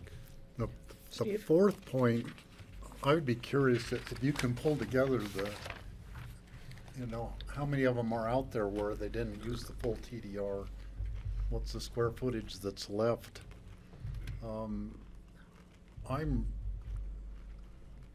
I guess I'm the only one who had TDRs, our family-owned TDRs, so I'm maybe more sensitive to the value of a TDR thing, but I am reluctant to not honor the people who bought a TDR and they didn't use the whole thing, I would like to leave that as a, well, it's like a vested right. It's a property right, and it would be a takings to me if we took that away. But I do want to see what Suzanne's data, maybe there's 15 square feet kind of square footages, puny little square footages that weren't used, or maybe it's 500 or 1,000 square feet that weren't used. But that's the information I think we need to know. So I'd like to clarify where we are. Your motion, as you originally stated it, was that we move this along for second reading, and we include points 1 and 2 as they are, and for point 3, we make the suggestions that Rye was just explaining, and we leave point 4 off for now. Is that what your motion was? I think Rye clarified it a little bit more than that for me. I'm a little lost where we are Okay. because Greg made his original motion, then Kelly made a friendly amendment, which was to not change what I understood it was to not change the ordinance at all. Leave it as drafted. And then I believe seconded that. Then I believe Greg made that motion based on Kelly's friendly amendment, and Steve seconded that. So And we have now a you are motion and a having second. discussion. I'm happy to go along and stay with my motion. if Your that's- original? With the friendly amendment. Oh, okay. Can- Patty? Yeah, can That I was been seconded. suggest to clean this up? Can we withdraw the motion and start over, because You it is certainly so can. confused? Sure, So fine. if you two will withdraw your motion, and we'll clarify a motion, Can do and I that. think I'm comfortable. Right now, I'm not gonna vote for anything, because I don't know where we are. Okay, let's start over. I made the motion for the purposes of discussion, And- because I'm and still trying to sort this Gonna out. add to that, I would suggest that we do clarification of language for A and B, and that we have some language drafted up for us to review as far as a possible exclusion or commitments that have been made for GMQS. As far as the TDR, I have a question for legal counsel. So if we write it, drafted some language, that said the reverse of D, what's the best language for us to draft that we could either make it less stringent or more stringent without having to go to a third reading? To make it more restrictive to utilize, I'm gonna just clarify that fourth one. One way to, I'm gonna try and make it simpler. What fourth says, if you've used a piece of the TDR and there's still some floor area that you could use on your property, you still get to use it. Right, The opposite would be you don't. right. So how do you want me to draft it? That you don't get to use it in the future? I vote for that one. I Well, would, that's what's in the code right now, right? The code does not Oh, protect. it just says it's not vested. Yeah, okay. Yes, it just says it's not vested. I don't agree, but I will agree with writing it that way, based on further discussion at second reading where we may have the opportunity to change it. Yeah. But I would like to have something in front of us and something for the public to see in front of us, but people to know where we're thinking of going so that we can get public comment or we can have time to think That's a about great it, point. rather than have just vagueness. Yeah, out there. I like that point. Could I complicate things slightly more? No. Yes. She's the chair. I want to contemplate, I'm not ready to give up on what Gideon had brought up in his comment. I agree that we should have a cap on size. That's the whole point of this exercise. I would like to have a mechanism that would allow us to consider creative proposals to do what he suggests, because there could be great benefit to both of the community and to our goals, because we can't assume that it's a bigger house all the time, but we could assume it might be a cleaner house or a better, a better functioning house. And I'm thinking that it would be nice to build in some mechanism that we could contemplate this. I don't know if that gets too complicated for your department, or if it has to come to us for a special review, But I really like it when people come in with creative ideas. I just need to know where the guard posts are. The gate. Are you wanting that And so I don't know before if that's or the part second of this reading motion or or not. the long process?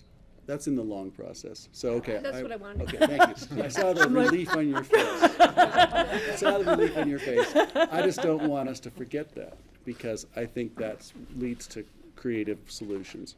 So, I liked how Patty phrased my motion, and I'm happy to let you make it.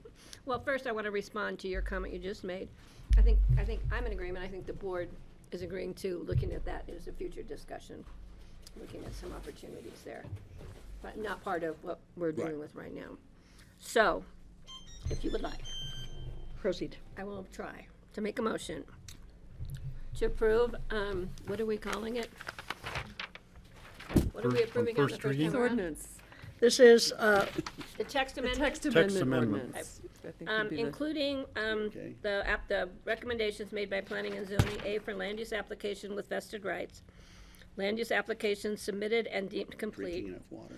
We would like language submitted regarding GMQS allotments, allowing for GMQS allotments to stay in effect that have met Their commitments. their commitments, previously made commitments, satisfied their commitments.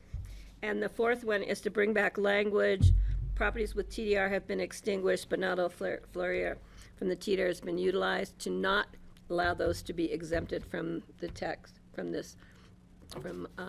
text language that's moving forward. So in other words, we would say, we disagree with D? And we'd like language, if we needed to include language, so that the board has a discussion point at second reading, and the public can have the opportunity to see the proposed language to be discussed at second reading. I'll second that. Thank you. okay. So just so you know, I may vote against the whole thing because of that fourth point, after I learn more from. At second reading. On second Oh, yeah, reading. you've made Yeah. that clear. Well, we all may all vote might. for it against it. We don't know. We need to see language and have a discussion. I'd hate to vote against a really good package because of one point, but I feel So at strongly. the second reading, if we decided we wanted to flip point 4, could we do that? Still keep the same ordinance, basically, and vote on it? So we could change that at that time. Yeah, I realize that. Okay. That's why I wanted Yeah. some language to be in there so we could at least address it. Yeah. Yeah. Just to answer Steve's concern, I understand your That makes concern as a TDR speculator, because they really are they are something that the value of TDRs is not certain. So what it guarantees you is not certain. It was worth a tenth, 10 years ago, when you were selling yours, they probably sold for much less than they sell for today. But what rights and things should come along with that, and how do you place a value on that? So a TDR from 10 years ago bought the same amount of square footage as it would today, but does it have to be tied?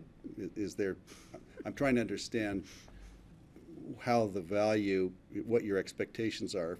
If you wanted to build a 9,500 square foot house and you needed 2/3 of a TDR to get there, and you used it, and you completed your project and the TDR was extinguished, why should you expect to get any more if you reached your goal?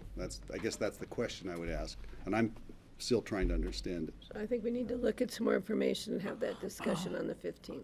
I think it has to do with the definition of extinguishment in this case, don't you? Right, landing and I extinguishing are think we'll different have terms, right? more clear, we'll understand it more clearly in Yeah. November 15th.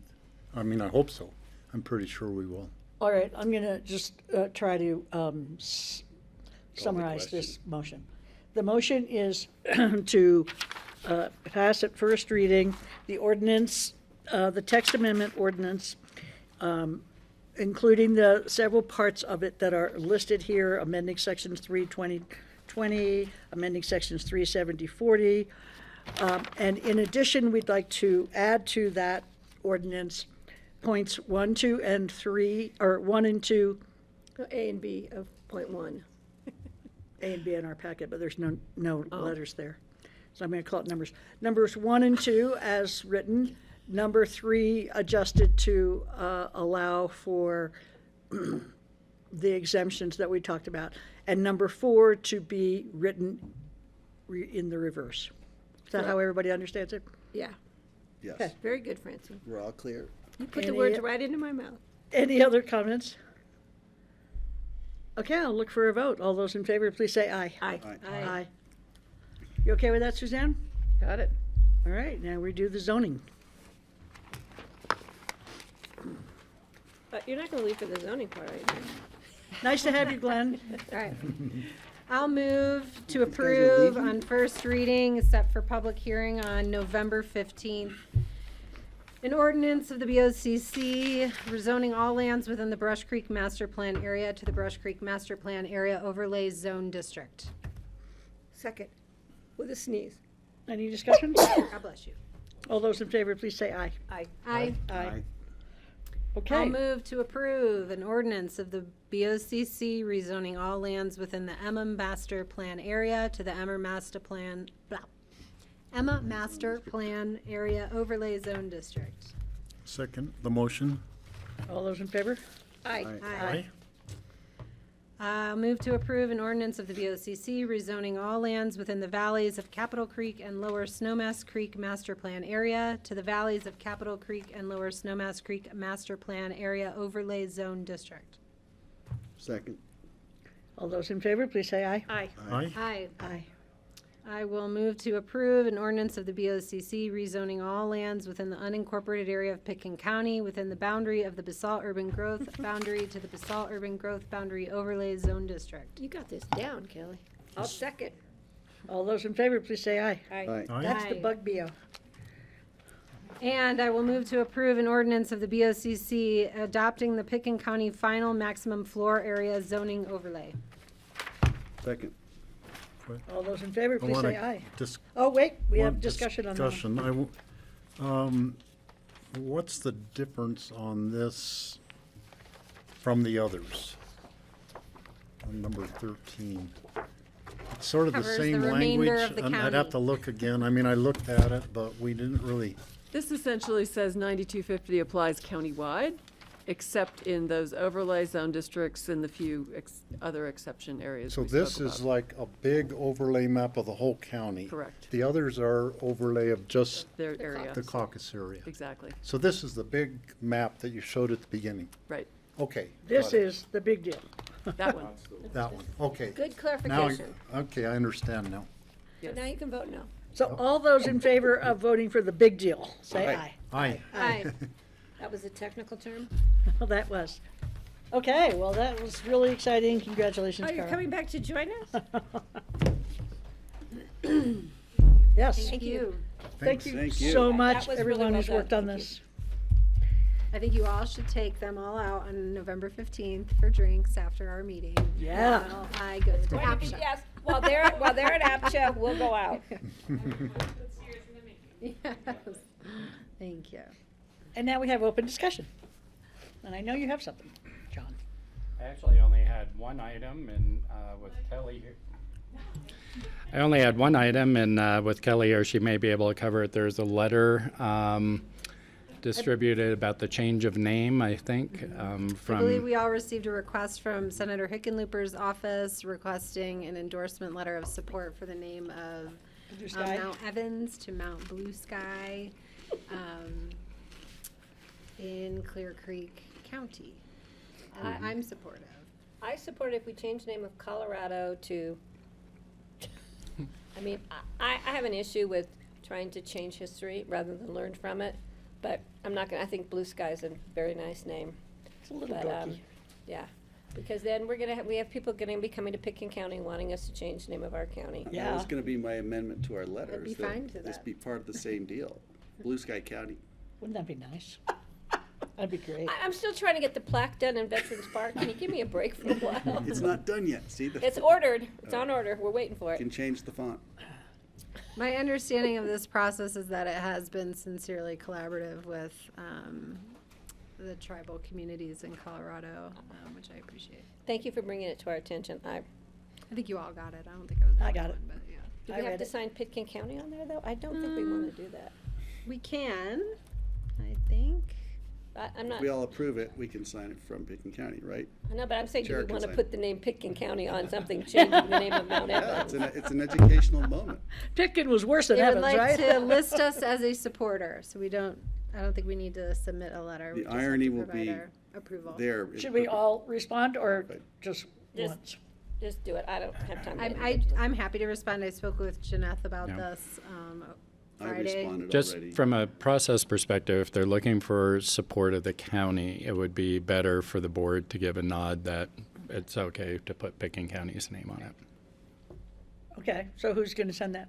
Who's going to do that? We can either do it as staff to say that on behalf of the board, you know, We're we supportive of the support name this. change Mhm. to I mean, Clapper Mountain. And so it's not a letter, it's more of it's more of just a note that they can add us to a list of supporters for that That's all it change. is. would you like me to do that? I could do that. I have the letter. Yeah, you're welcome to, yeah. I'm yeah. fine. Thanks, Francie. It's better coming from you than me. Okay. Thank you. Steve? So I would agree with supporting them on having, because it takes an act of Congress to change the name of the wilderness area. This isn't like the Board of Geographic Names just changing the name of the wilderness area. They can't do that because the name of the mountain was changed. It's appropriate to change the name officially of the wilderness area. That's totally different than if somebody came and said Pitkin was a jerk and we should change the name of Picken County. That's a whole new issue that there would be lots of discussion on, and I'm not really worried about that, but supporting Clear Creek County on this, or support, I guess it's Clear Creek County sending the letter to. No, it comes from Senator Hickenlooper's office because it is going through federal legislation for just Supporting the the federal reasons that legislation. you discussed. Yeah. So, yeah, just need to get to I think we should send an official letter that we all decide, give our consent to. Is it Blue Sky Mountain or Mount Blue Sky? Mount Blue Sky Wilderness. You can ask us. Mount Blue Sky Hill Climb then will be the next. Mount Evans renamed to Mount Blue Sky. Wilderness. No, read the next paragraph. I just So- Mountain, and then there's a wilderness. Okay, Yes. to introducing this critical bill. so they can print it on Friday. And the Mount Blue Sky Wilderness. I've got it pretty much done, I just did corrections. So the whole wilderness is called Mount Evans Wilderness now? Yes. It I thought you doesn't had say the that. letter. Okay, all right. I have it right in front of me, and it doesn't say anything about Mount Evans Wilderness. Oh, wow. Well, then It forget doesn't it. say that. It does. It just- says It does they've say. introduced legislation to change the name of Colorado's Mount Evans Wilderness to the Mount Blue Sky Wilderness. This change aligns with the U.S. Board of Geographic Names' recent decision to Right, I officially see rename that, Mount but in the Evans. highlighted area, which is the actual thing, it just says Can we Blue go Sky. into that? 'Cause It's I fine, really I'm have to just go almost finish I have done. the another item dictionary. to discuss. But wait a minute, you don't want us just to send a letter, Steve? I want to make sure we're paying attention to what you just said. No, I do want to send a letter. But you don't want it just to be add our name to it. You want us to actually have a letter So, signed Steve- and sent in the mail. The request is to be able to add us to the list of supporters, not necessarily for a letter. But you want to send a letter? I think is the question. Either way, Either way, just support okay. somehow that we are supporting it. Okay. Whether it's an official letter or we just have to send an email to them. So I just responded to Janeth, from whom I got the email. Please add Pitkin County's name to the list of entities supporting the renaming of Mount Evans Wilderness to Mount Blue Sky Wilderness. You haven't met my two sisters. Okay with that? I'm good with that. Got it. There'll be three of Gone. me. Okay? That's all I had for. All right, discussion. Steve. We got a letter from Margaret Bowes from CAST on October 13th, referring to a letter from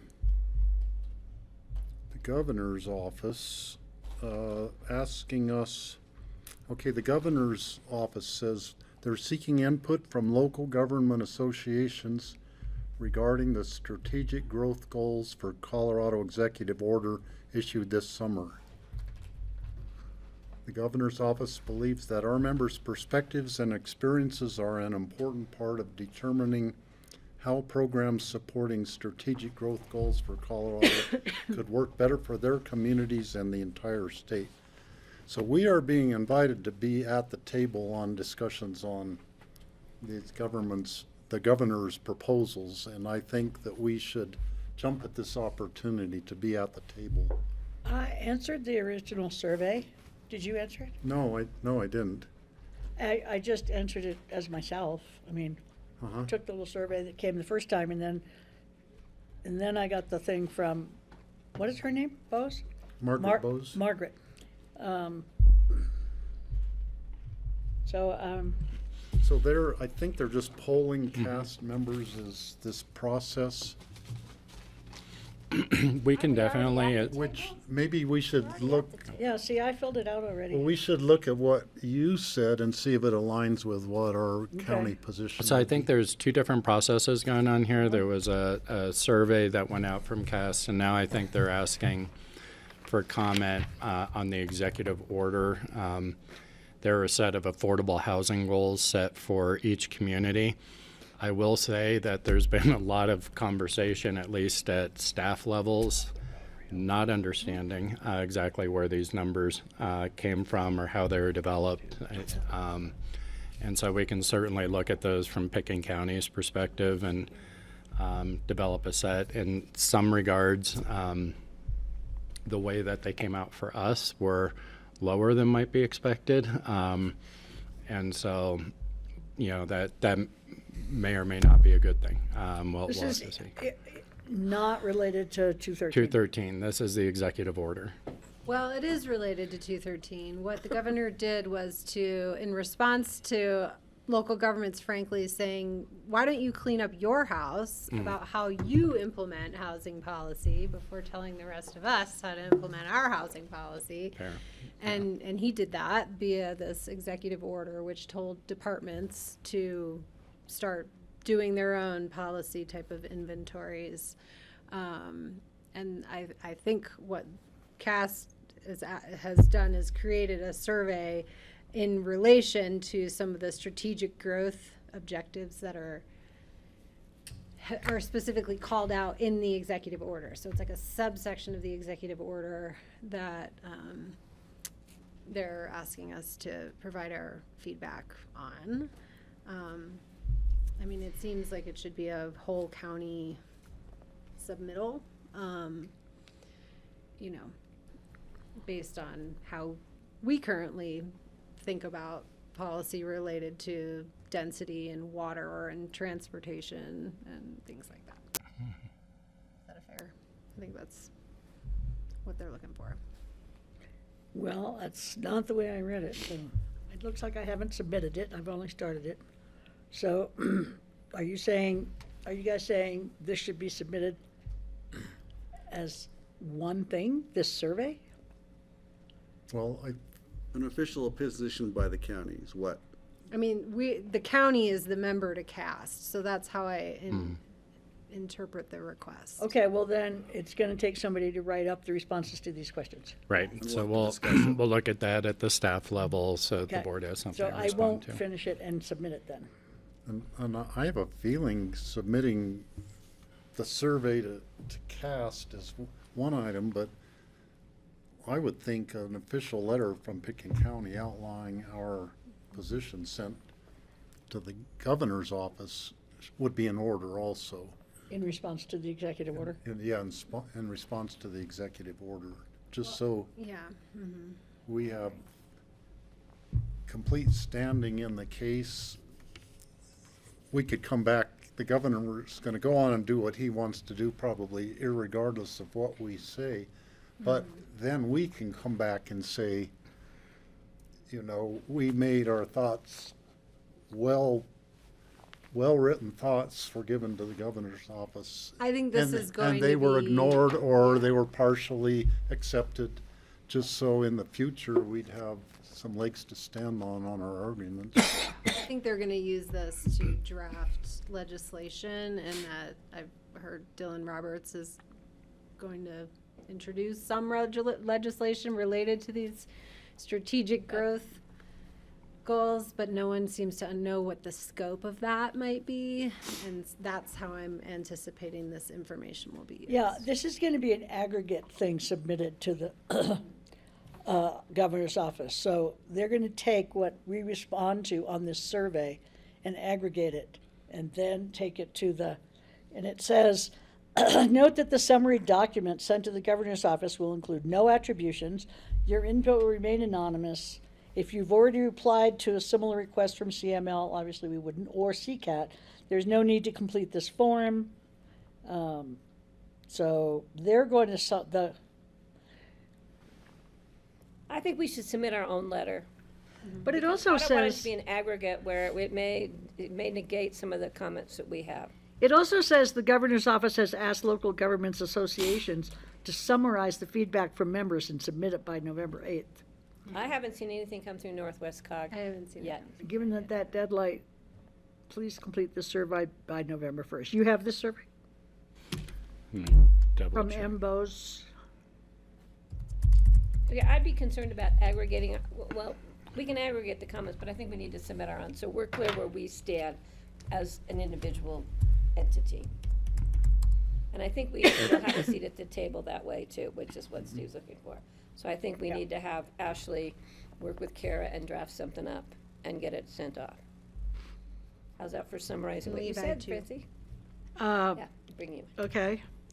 I'm still, so this is due by November 1st, and you're saying in addition to this, I'm trying to see if I have something else from her previously. So did we get one of these, something from somebody besides CAST? Has anybody seen anything from anybody besides CAST? No, I have a Northwest COG meeting tomorrow, I'll bring it up.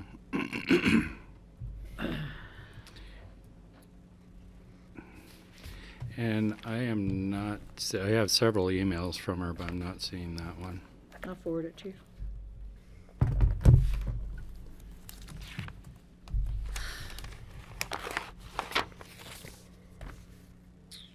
Is it, what number is that executive order? Does anybody know?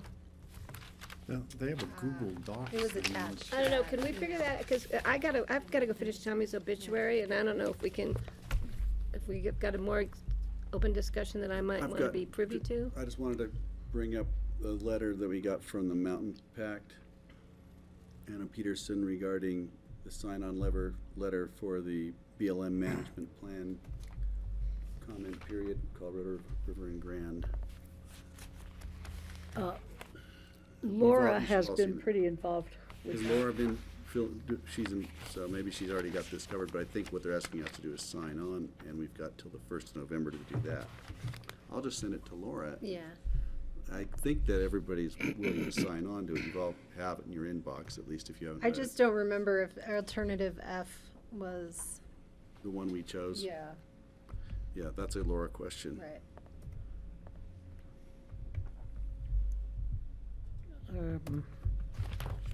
I'll bring that up at the housing thing up at the COG meeting tomorrow. I have one thing for y'all, if you'll indulge me for a moment.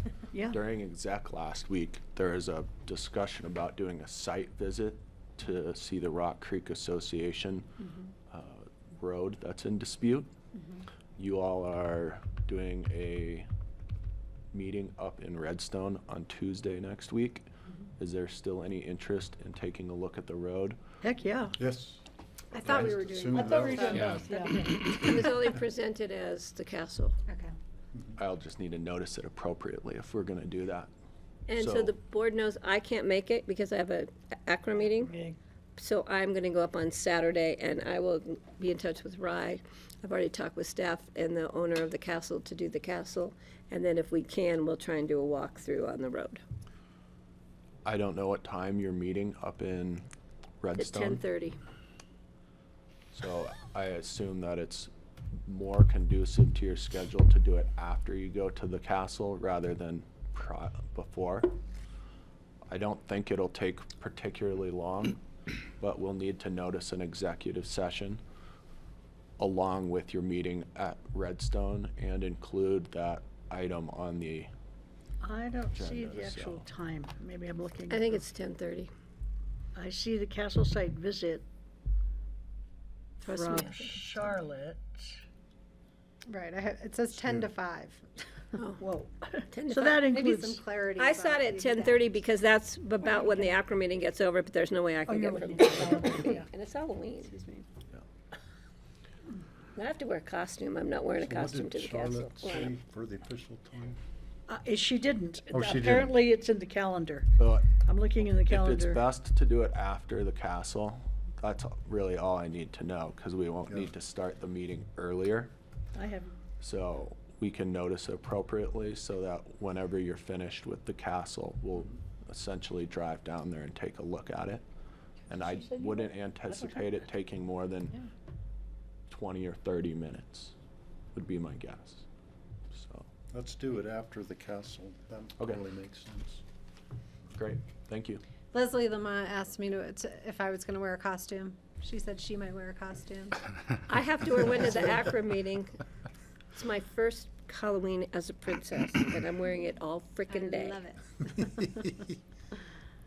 Oh, I can boy. stand the crown that long. So I think I might wear my skeleton costume. Yeah, that's Now, pretty should cool. I The castle. dress up as my white face clown or one of my other clowns? Sounds creepy. I would not be dressing up. Okay, any other open discussion? Francie, I don't mean to be running your meeting, but I want to know if there's anything of pertinence before I have to go finish up with the daily news.